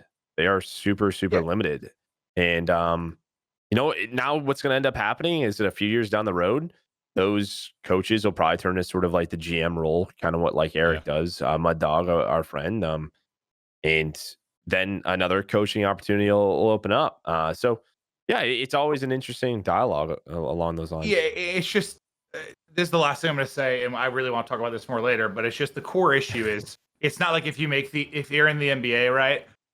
You've got multi-million-dollar contract, and when you're done at a young age, like you've got enough money to invest or do something else, right? We're not at that point yet. So like even if you're an elite player, like you could still be fucked once you're done. So I just think there needs to be more. Maybe it's on the league side or just a way to like prepare these guys for life. And I don't know. I just want to spend more time on it because you're not making enough money where you're just like you retire and the Maven the mentor, dude. Who would have thought 5 years ago when this guy was pounding a shot of Jack Daniels and a Bud Light? Never did I think this guy was gonna be mentoring pros, but here we are. Right? Why am I the way that I am? But maybe we should talk about the coming weekend or matches. Yeah. Yep, we'll pivot onto that. However, that Maven would be super interesting on the podcast. I gotta say, it would be a great time. Little two-tap Evans action. Two-tap Evans. Listen, I am a fucking idiot, and I have stumbled forward through life into a pretty good position. So we'll switch off. But you recognized it. You recognize it. So you can talk about that. We're talking matches, but for people that don't understand what we're talking about, Clint, give a 30-second explanation on what two-tap Evans is.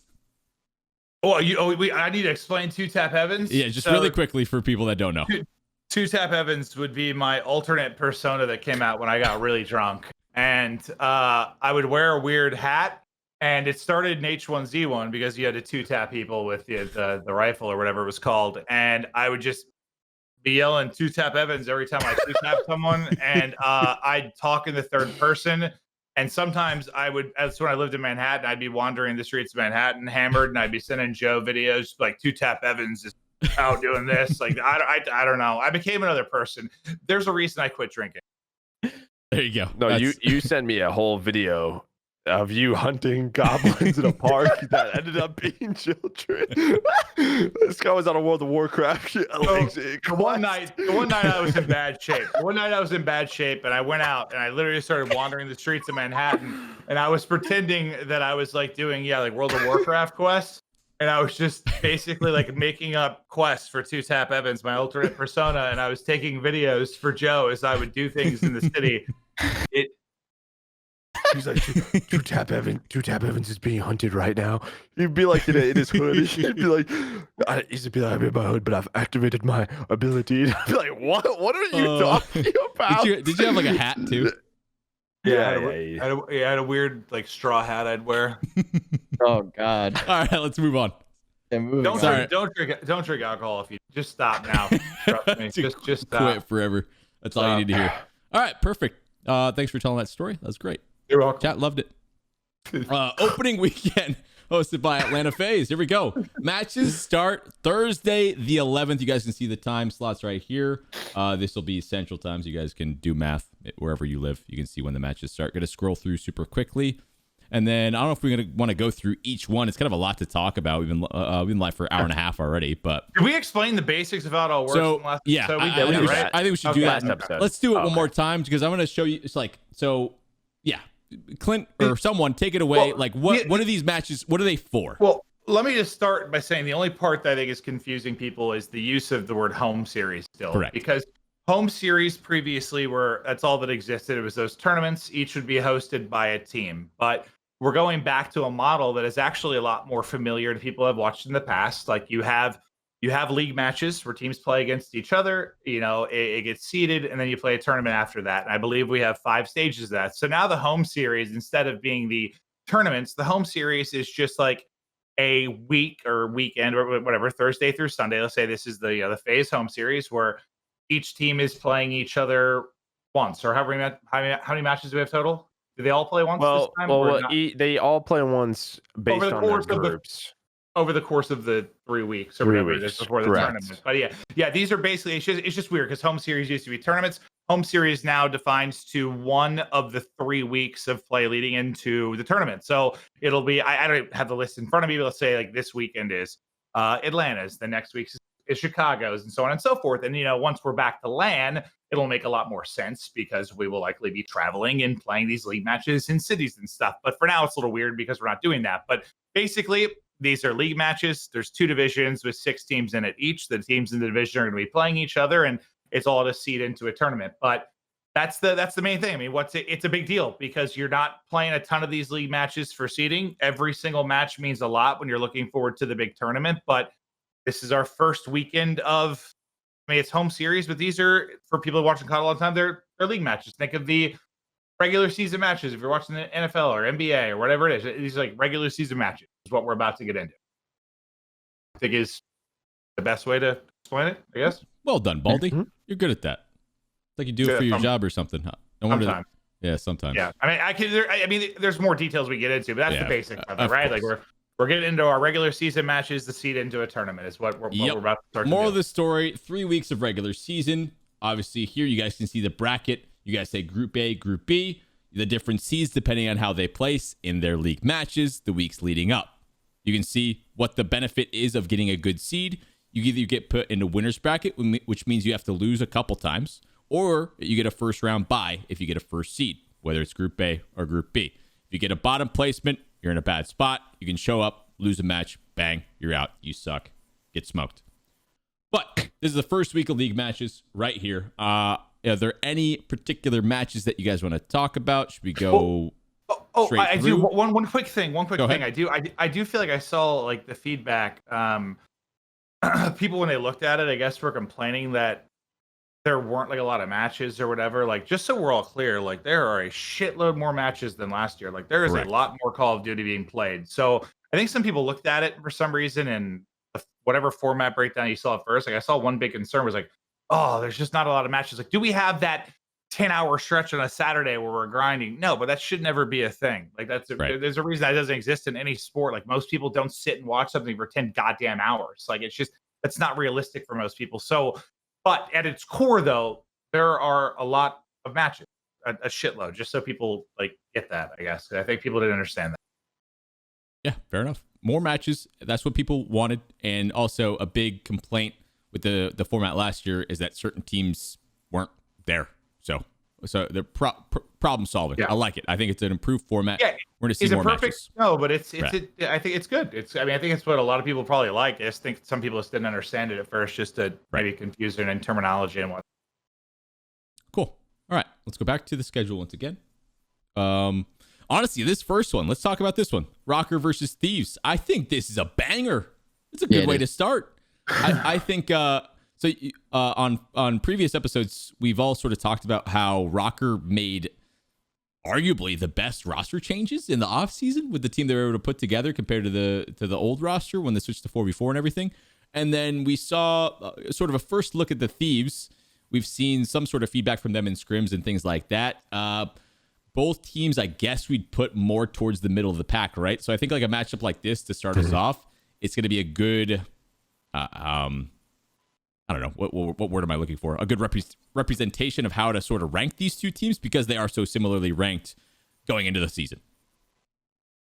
I think, because I think Rokkr, they have a tough weekend. They also play Dallas. So this is a big weekend for them just to sort of, where are they? Are they the team we expect? And then for LA Thieves, I mean, obviously they got smoked by Optic. Was not a good showing. It was the opposite of what you would want under the 100 Thieves organization. So for them, it's just sort of a bit of a heat check, sort of like, hey, how good are we? And where are we right now? Because Minnesota, they won in a game 5. I think they lost both Hardpoints, which we don't really expect too often with that team, but they're going to be tough to beat. So I would assume this match goes the distance, but I think, as you said, just starting off with where are these teams sort of ranked? Because I think in most people's minds, it's sort of like an Optic Dallas, sort of like top 2 right now based off scrims, then maybe like Atlanta right there. And then it's kind of like a question mark, kind of like after like the top 3. We're just not exactly too sure where everyone is at. I wasn't as concerned with like that thrashing or whatever you call it, because just what have we always said about Optic? As long as we can remember with Scump and Optic, they're good at the beginning of titles. That's been a thing like just always. And and like for like slasher teams, it's kind of always been the opposite. Like I think Thieves, as the year goes on, are going to be very, very, very, very good. So like I personally like that match didn't mean shit to me in the scheme of things. It really didn't. But as far as like a heat check of where they are now, yeah, I think we get a better idea. But on the Rokkr side, I mean, I remember the first thing Chris said to me, because like there weren't a lot of scrims to watch, and I was just sort of like, we all had like the clear kind of top 3 or 4 in our head, but I don't remember how you worded it, Chris, but you were just like, they are the team to watch. Like they might, I don't know if dark horse is the right way to word it, but like they are a team that is going to be way better than most people maybe thought coming in. Yeah, they didn't get a lot of credit when they made the changes, but when you really analyze their team, this team is just so good. I like you, Joe, like you said, they lost both hardpoints and they still won the series. The thing that's kind of scary about them is you can beat them in both hardpoints. They got Priesta, Attach, Major Maniac, and Accuracy for Search. Yeah. It's a team that's not like, super like, oh my God, this team's gonna win everything kind of thing when they first made the change, but they're really good, man. And they have a really well-rounded team. They're good at control. They're very smart in hardpoint. They're not easy to win 2 hardpoints against. And even if you do it, you gotta win the other game modes against them. So I think no matter how badly they're playing, I think they're always gonna be tough to beat. And I think that floor for any team in a competitive environment is huge, right? Like I think that's gonna take them deeper even when they're off. And then when they're really on, like if Minnesota shows up to an event weekend and they are on point, they will be in the finals, in my opinion. And I think that's really big for them. So I just think overall, this team is just really well-rounded. This is going to be really cool to see them play some of the best competition and see where they're at. Of course, they have a really tough weekend, so you don't want to go too crazy on it. But yeah, no, I think they're going to be really good. I think they got the right mindset. They got a good organization and staff behind them. And yeah, I think they're set up for greatness. So I'm super excited to see how they play when it matters. But they have 2 really tough opponents. I think 100 Thieves has a lot to prove. Oh, sorry, LA Thieves has a lot to prove. And then, I mean, Dallas is Dallas. So it's pretty simple.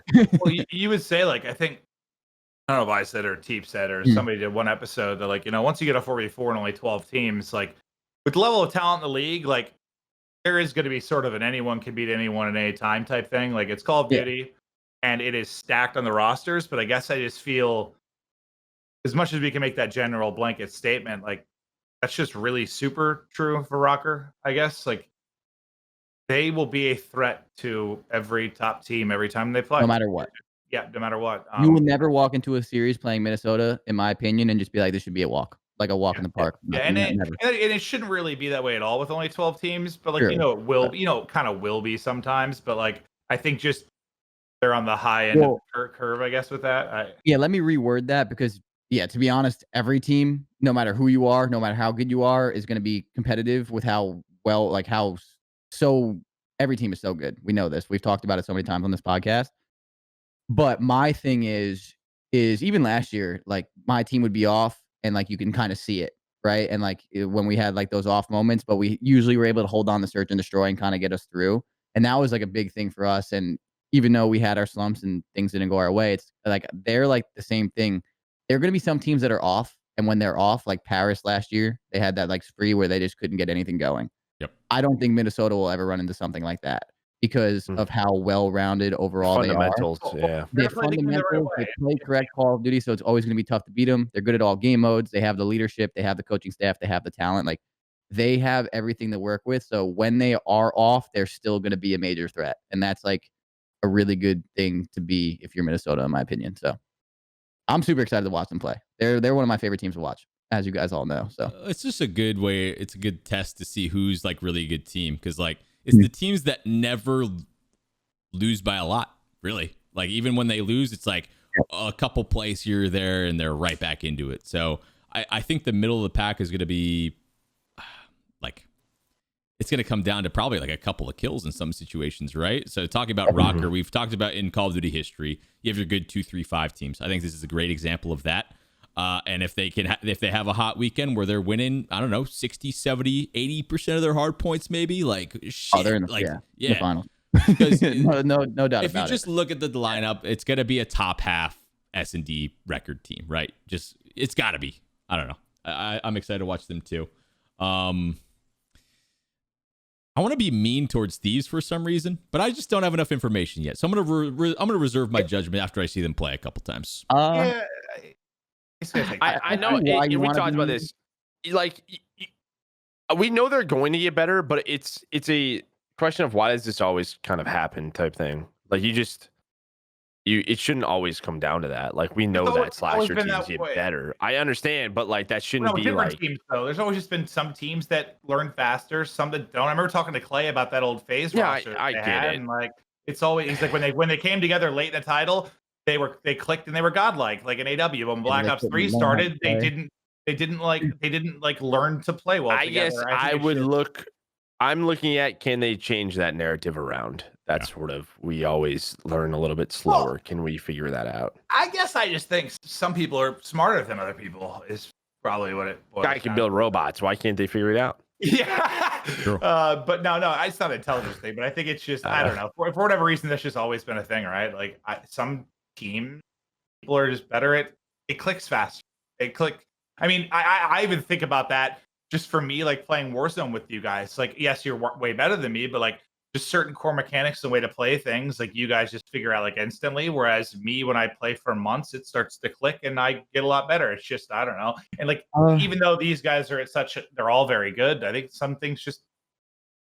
I don't know. I think so. I can be proven very, very wrong here in a couple days, but because they they're playing Minnesota, they have good teams to play against. I think we're being almost a little too harsh on them. They did get thrashed by Optic. I personally think Optic and Dallas are 1 and 2 in my opinion right now. I that's me being the head coach of Atlanta Faze. I can easily say that. You're basically just saying no matter who it was that day, it was probably happening unless it was. Yeah, Dallas. Like I don't know. I don't think you can really make a crazy judgment from that match. I don't think that was super important. The one thing I'll say about Slasher, probably even TJ too, there wasn't much on the line there. And, of course, they're going to go hard. I'm not giving them an excuse, but they're definitely better when it's a little bit more serious. But I personally think Optic is also really fucking good. And I think they played well. So I don't think LA Thieves is top 1 or 2. I don't even think my team is currently right now. But I think it's more or less like it's kind of hard to give them a super judgment call because they're a little bit better than we're making them out to be. I don't think they're super far behind. I think, of course, maybe, some teamwork things here and there. They have Cap as a coach. I'm sure they're, working on all that. But I think we're being a little harsh because I don't know. I think they'll be fine. Makes sense. Yeah. I don't know. We'll after this weekend, we'll know. One game. After this weekend or after the next 2 weekends, we'll kind of be able to find like, all right, maybe this team is. We can say this versus all these other teams that haven't been stopping people in scrims, right? And that's. What 10 of the teams we're talking about, really? So we've always, Joe, what is it we talked about? We always like never. Well, maybe it's because like how Champs was later in the year. I know it's a little different now. There's more on the line early, maybe, but like I don't give a shit what goes down at the beginning of the year when some teams know how to play the game better than some other teams. What matters is when everyone is caught up and everyone knows how to play the game properly. Who executes it properly. Then who's the best? I don't know. I guess. I mean, I care. I'm excited to commentate. Some people might look at it differently, though. Sort of like who's the one setting that, right? Like I don't know. Like no, that's important. It is. But I guess for me, as a commentator, like who's better than who? Like I don't give a shit for a little while. It's after a couple months once everyone is like kind of figured it out. Yeah, kind of figured it out. And sort of that really countering comes in. How do we adjust? Yeah. Right. Like who's setting it? Yeah. It's just part of us switching titles like every year. Like I just feel like it's a thing every year. Like it's just I'm like, give it a couple months of matches, then I'll have a really good idea of who's going to be good. That's a good point. Yeah, I mean we do switch titles every year. Yeah, 100%. I think the to talk about the other side a little bit, the early points from getting these wins early on. If you come into this first major and you get a top downplay, like you're it's having a high seed, you want to play the middle of the pack teams. If you're a top 2, it's like you walk into a match, you're on a first round bye. You're that's a great spot to be example in. Of that last year. Well, LA Optic, the LA Thieves, like that team started terribly, if I remember correctly, and towards the end of the year, they picked up Draza. Yeah, they started figuring it all out.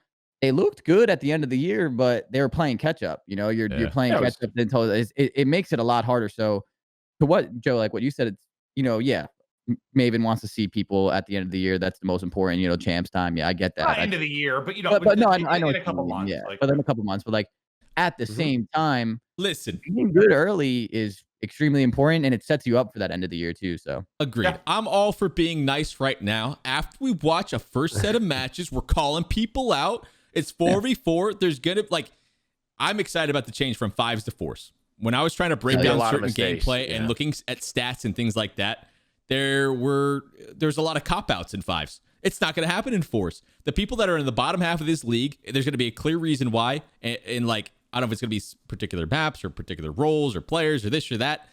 So for now, we're going to be nice. I'm not going to be so nice in future episodes once I get a little taste of the action. You know what I mean? Of course, teams are going to improve throughout the fucking year. It's about who can do it fast and who's going to make roster changes, who's been scrimming the best and things like that. And again, Call of Duty is a lot down to like individual matchups too. So maybe these middle of the pack teams, they get a bad matchup for one of their first matches here too. So you got to take everything right now with a grain of salt. All we have to go off of is the opening weekend and scrims, things like that. So I just want to see some gameplay, baby. I'm thirsty for it. I'm thirsty for it. That's all I'm trying to say. Any other matchups we want to talk about?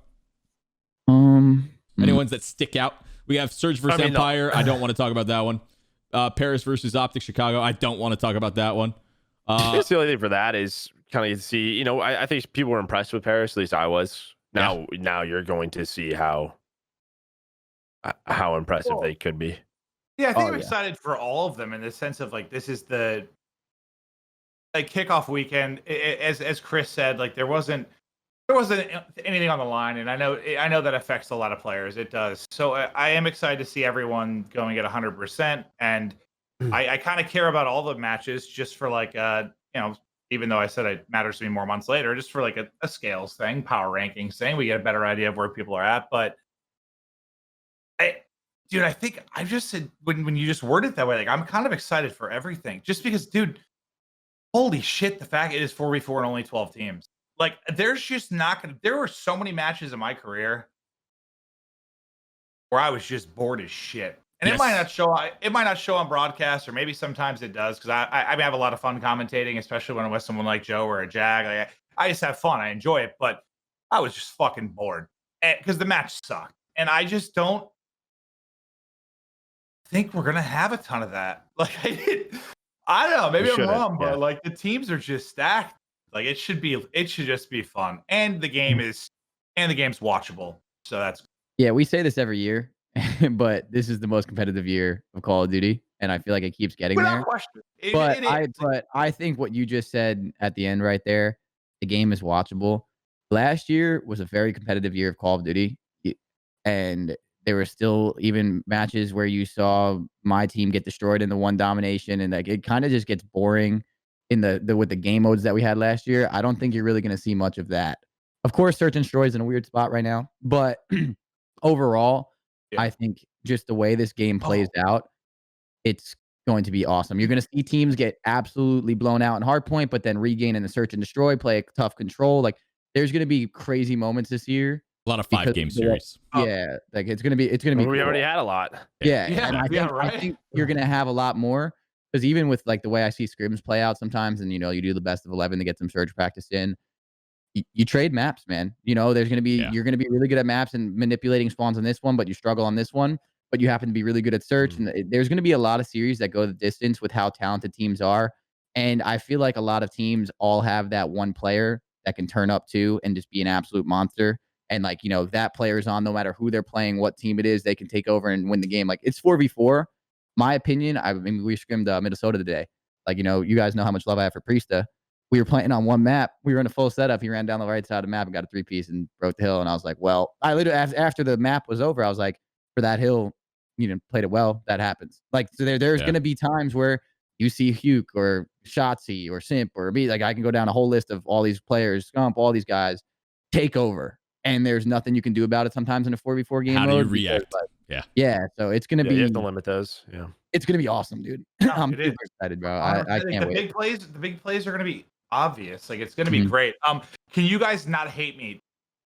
Because I need to rewind like 45 minutes because when I went to the bathroom, you guys said something that I wanted to talk about and then I forgot to. But I'm completely changing topics, and don't hate me. the one of you said something about Parasite when I went to the bathroom about how like he understands things. Yeah. All right, Joe. You know how last year, I mean, and Chris, we had this talk when you first taught me the game where you said like, even though we bitch about the spawns and how crazy it is, like it's clear there's a system in place, even if it just looks like a shit show. Yeah. He was the one that sent me like a 40-page goddamn PowerPoint with a breakdown of how everything worked. And once I looked through it, I was like, oh, well, all right, that makes sense. It's stupid, but it makes sense. That makes like so like yes. I just remembered that. But anyway, yeah, he really does have a mind for the game, and I just wanted to get that out there because I couldn't earlier. I was in the bathroom, but no, he brings a lot to the table, man. Like I'm not. Let me say this. Haggy's a nerd. He cares more about the specifics and spends way more time and mental effort than 99% of the people that I know. Yeah. So I think that's why he gets so frustrated. To be honest, it probably is because putting that much heart and soul into something sometimes. Don't get me wrong. This is no excuse. You know, you have to balance both worlds. Like it doesn't matter. Like this is not an excuse to bitch at people. You have to figure it out and walk the line here and there with people when you're talking to them. But like, he knows a lot. He puts a lot of effort into it. He does a lot of research. And then sometimes if that's not reciprocated or people aren't on the same page as you, it can be frustrating. But like that's where he needs to work, in my opinion, on trying to get that information out to the people around him in a more positive way. And if he can do that and do everything we talked about, I think he's in a really good spot. Like he can still easily turn around his spot right now in Call of Duty, and this is the opportunity. Like I hope he does. I wouldn't want to wish bad upon anyone. Like I hope he does. For the old guys. Yeah. Woo! Yep. He can definitely do it. The information he has is a lot more than a lot of people probably, and that could be super. He'd be a good coach, analyst, whatever. If he gets it out there in the right way. Get the information that to the people around you in a positive manner and figure it out. And I think that'll go a long way for him. And that's kind of hoping like what I see from him. So agreed. All right. Screw you, Maven. You brought us off course. Back in. Yeah, sorry. I that's why I apologize in advance. That's okay. Any other matches? I mean, obviously, this sort of headlines at the end, week 1 with Optic versus Faze. I think we're all excited about that. Minnesota versus Dallas is also on that day. Another big one. If Minnesota ends up beating LA Thieves, then they get a crack at what Chris is saying is the top 2 team, and I trust them. And then, Chris has said he talked about it last episode where he has a little bit different system in practice, and they've changed and aligned their goals a little differently. So I'm excited to see Atlanta Faze play. What else we got here? I think you still owe me 25 gifted, dude. Why? I think I tweeted you and said if you guys lose, you owe me 25, and if you win, I owe you 1.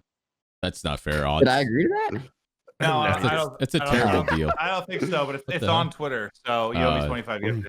Okay. He doesn't even stream it anymore. Don't worry about it. Wait. How about you stream Call of Duty 3 days in a row, and I'll gift you 25 subs? Oh, I'm gonna be honest. As soon as we're done with this, that's a good one. I'm playing. What time's our rehearsal, Joe? Tomorrow? It's 4 p.m. your time. I'll be playing Path of Exile from now until then. Until 3:59. So when should I play Warzone with you guys? Like, what, we want to make a date? Like a Thursday? No, I mean, we'll be there. We'll see you tomorrow. Chris is sad. Is it not clear that I need help here? I'm trying to drag you out. It's been clear for a long time. I need a better support system in place. My friends clearly don't care about me. Hold on a second. No. You're not pulling that garbage. Yeah, I need a better support system. I'm going to play Path of Exile with you. I'll play with you. I had to give it to him, bro. Oh, dude, I wish. I guess that doesn't really help. It just feeds into you. Yeah. No, dude, oh my god, it's all right, shut up. I'm excited about Toronto versus Florida. I think it's going to be a banger match. Oh, that's a good one. Banger match. I think it's going to be Ultra impressed me. I want to see if who was put up a crazy series. I think it was Bance in the opening weekend. That dude was super duper deep frying people. Hardpoints, he just fried both. Yeah, both of them. He had like a crazy KD in both, like 1.5 or something like that. New York. So apparently they've been making a lot of improvements in scrims and things like that.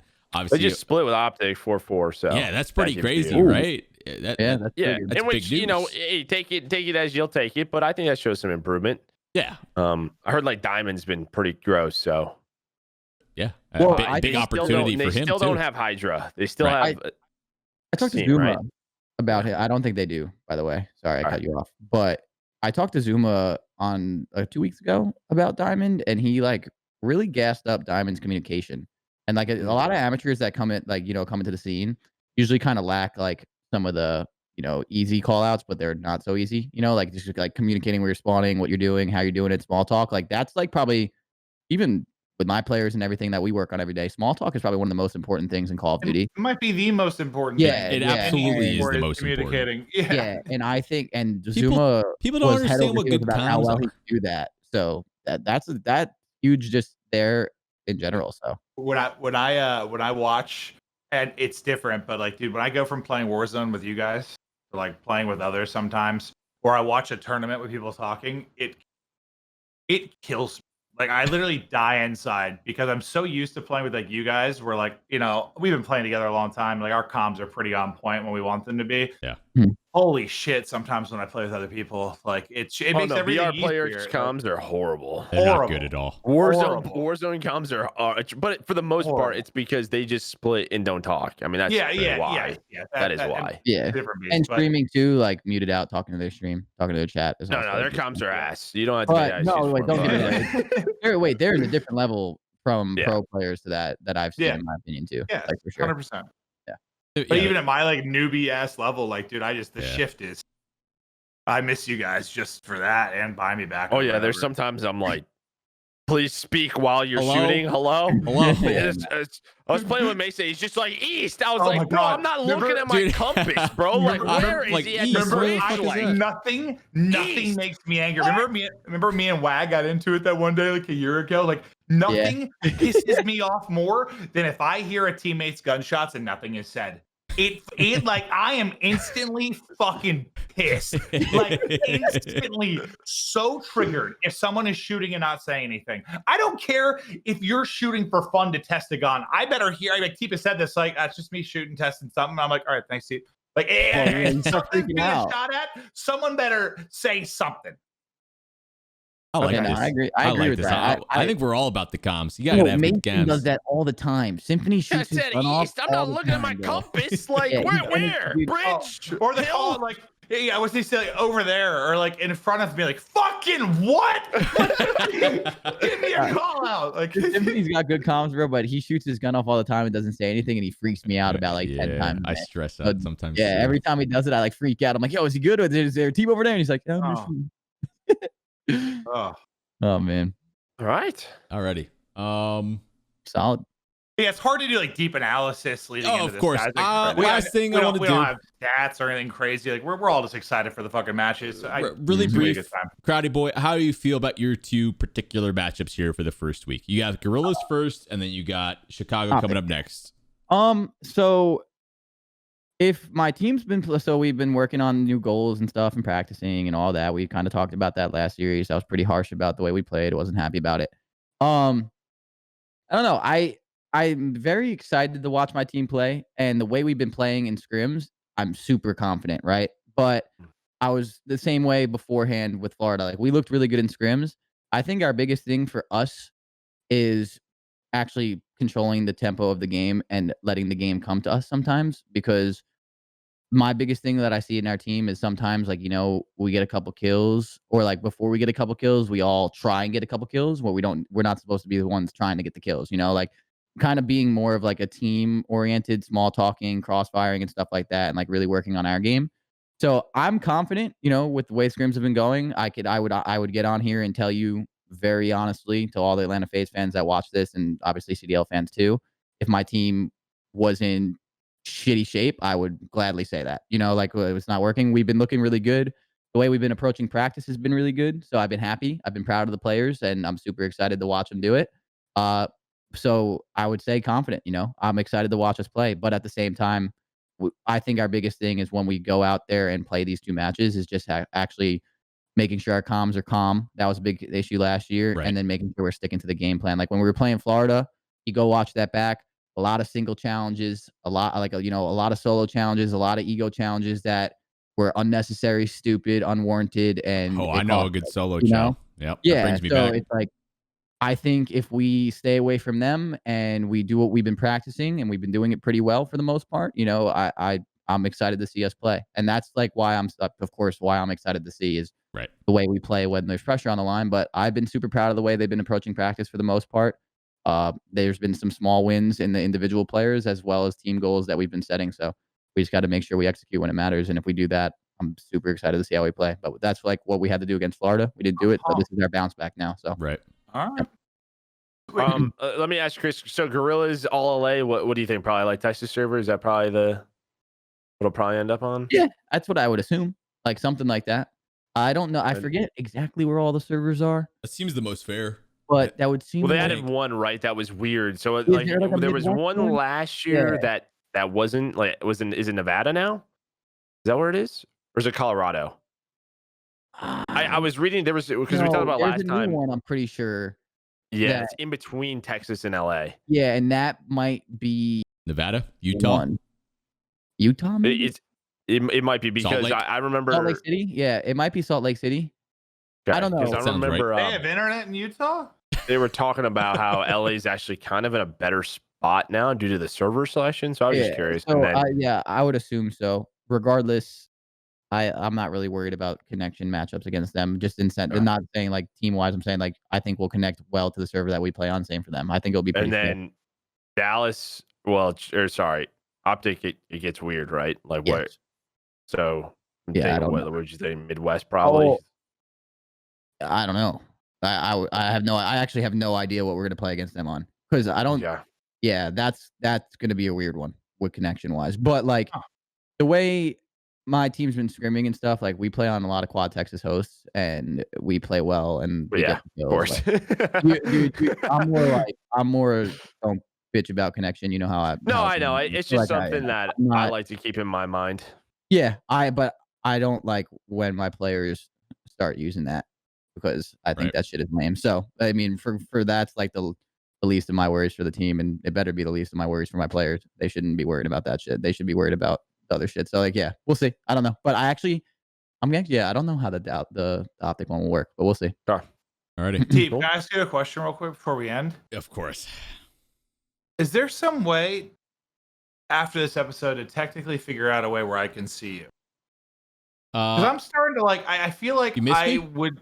No, like it's like a. I You got. don't like his I little mean, icon waving? I cut people off all the time anyway because I just talk. You and don't. I'm You an can't idiot see and my I'm a body dick, but, like, language. Got it. But yes, I want to be able to like. I feel like I'd interact with you more and like see when you would want to talk and stuff. Now that I was trying to really look at Chris and Joe more. Yeah. Let's try and figure that out later because I will solve it. I just didn't gotta put be it a on way to do it. Discord. I'll project my camera onto OBS and Discord. I'll Yeah, solve that for next time, buddy. I think that would help me just to like talk directly to you. And anyway, okay, thank you. I'll kiss you. Oh, I would love. Wait, speaking of which, can I give Joe a kiss before we are done? Yeah, might as well. Oh, well, you went deep. Wait, You're like, I can't see it at the same time. So I was inside of him. yeah, You were in my eyeball. You were like in his eyeball. Yeah. There is so much shit I could do with this green screen. It's going to get me banned off Twitch. It's unbelievable. And on that note, that's gonna do it for the episode tonight, folks. Before you can start, putting up some weird shit on the green screen, we're gonna cut it off there, guys. The CDL matches for week 1 start on Thursday. Thank you guys so much for stopping by for the episode. If you guys missed a percentage or portion of this episode, it'll be up on YouTube tomorrow and other platforms probably after that at some point. So thanks for chilling, everybody. Hope you guys have a good rest of your night. Check out our streams in the morning. Follow all the boys. Crowder, you going live right now? Yeah, I'm about to. That's why I'm in black and white mode. Sounds good. Baldy, you joining us in the morning? Yeah, am I gonna see you tomorrow, bro? I got on today. I'll still be awake tomorrow playing Path of Exile, probably, yeah. If you want to swap over to Warzone, we'd love to have you. You can just sit in the call and add Or your just use hang of out, yeah. communication Anyway, yeah, like we can. I'd love to hear you talk. Yeah, no. I promise you, I'm gonna have 6 subs within a week, so I will be streaming again soon. Hey, there we go, buddy. Look at that. Looking good. All right. Copper's way cooler than you do. Let me sit next to Copper. Yeah, 100%. All right. Sounds good. right. Chat, we're sending y'all over to Crowder. Show him some love. I'll see you guys in the morning for our usual streams. Love you Make all. sure you guys follow. Later, guys. We love you, chat. We'll talk to you.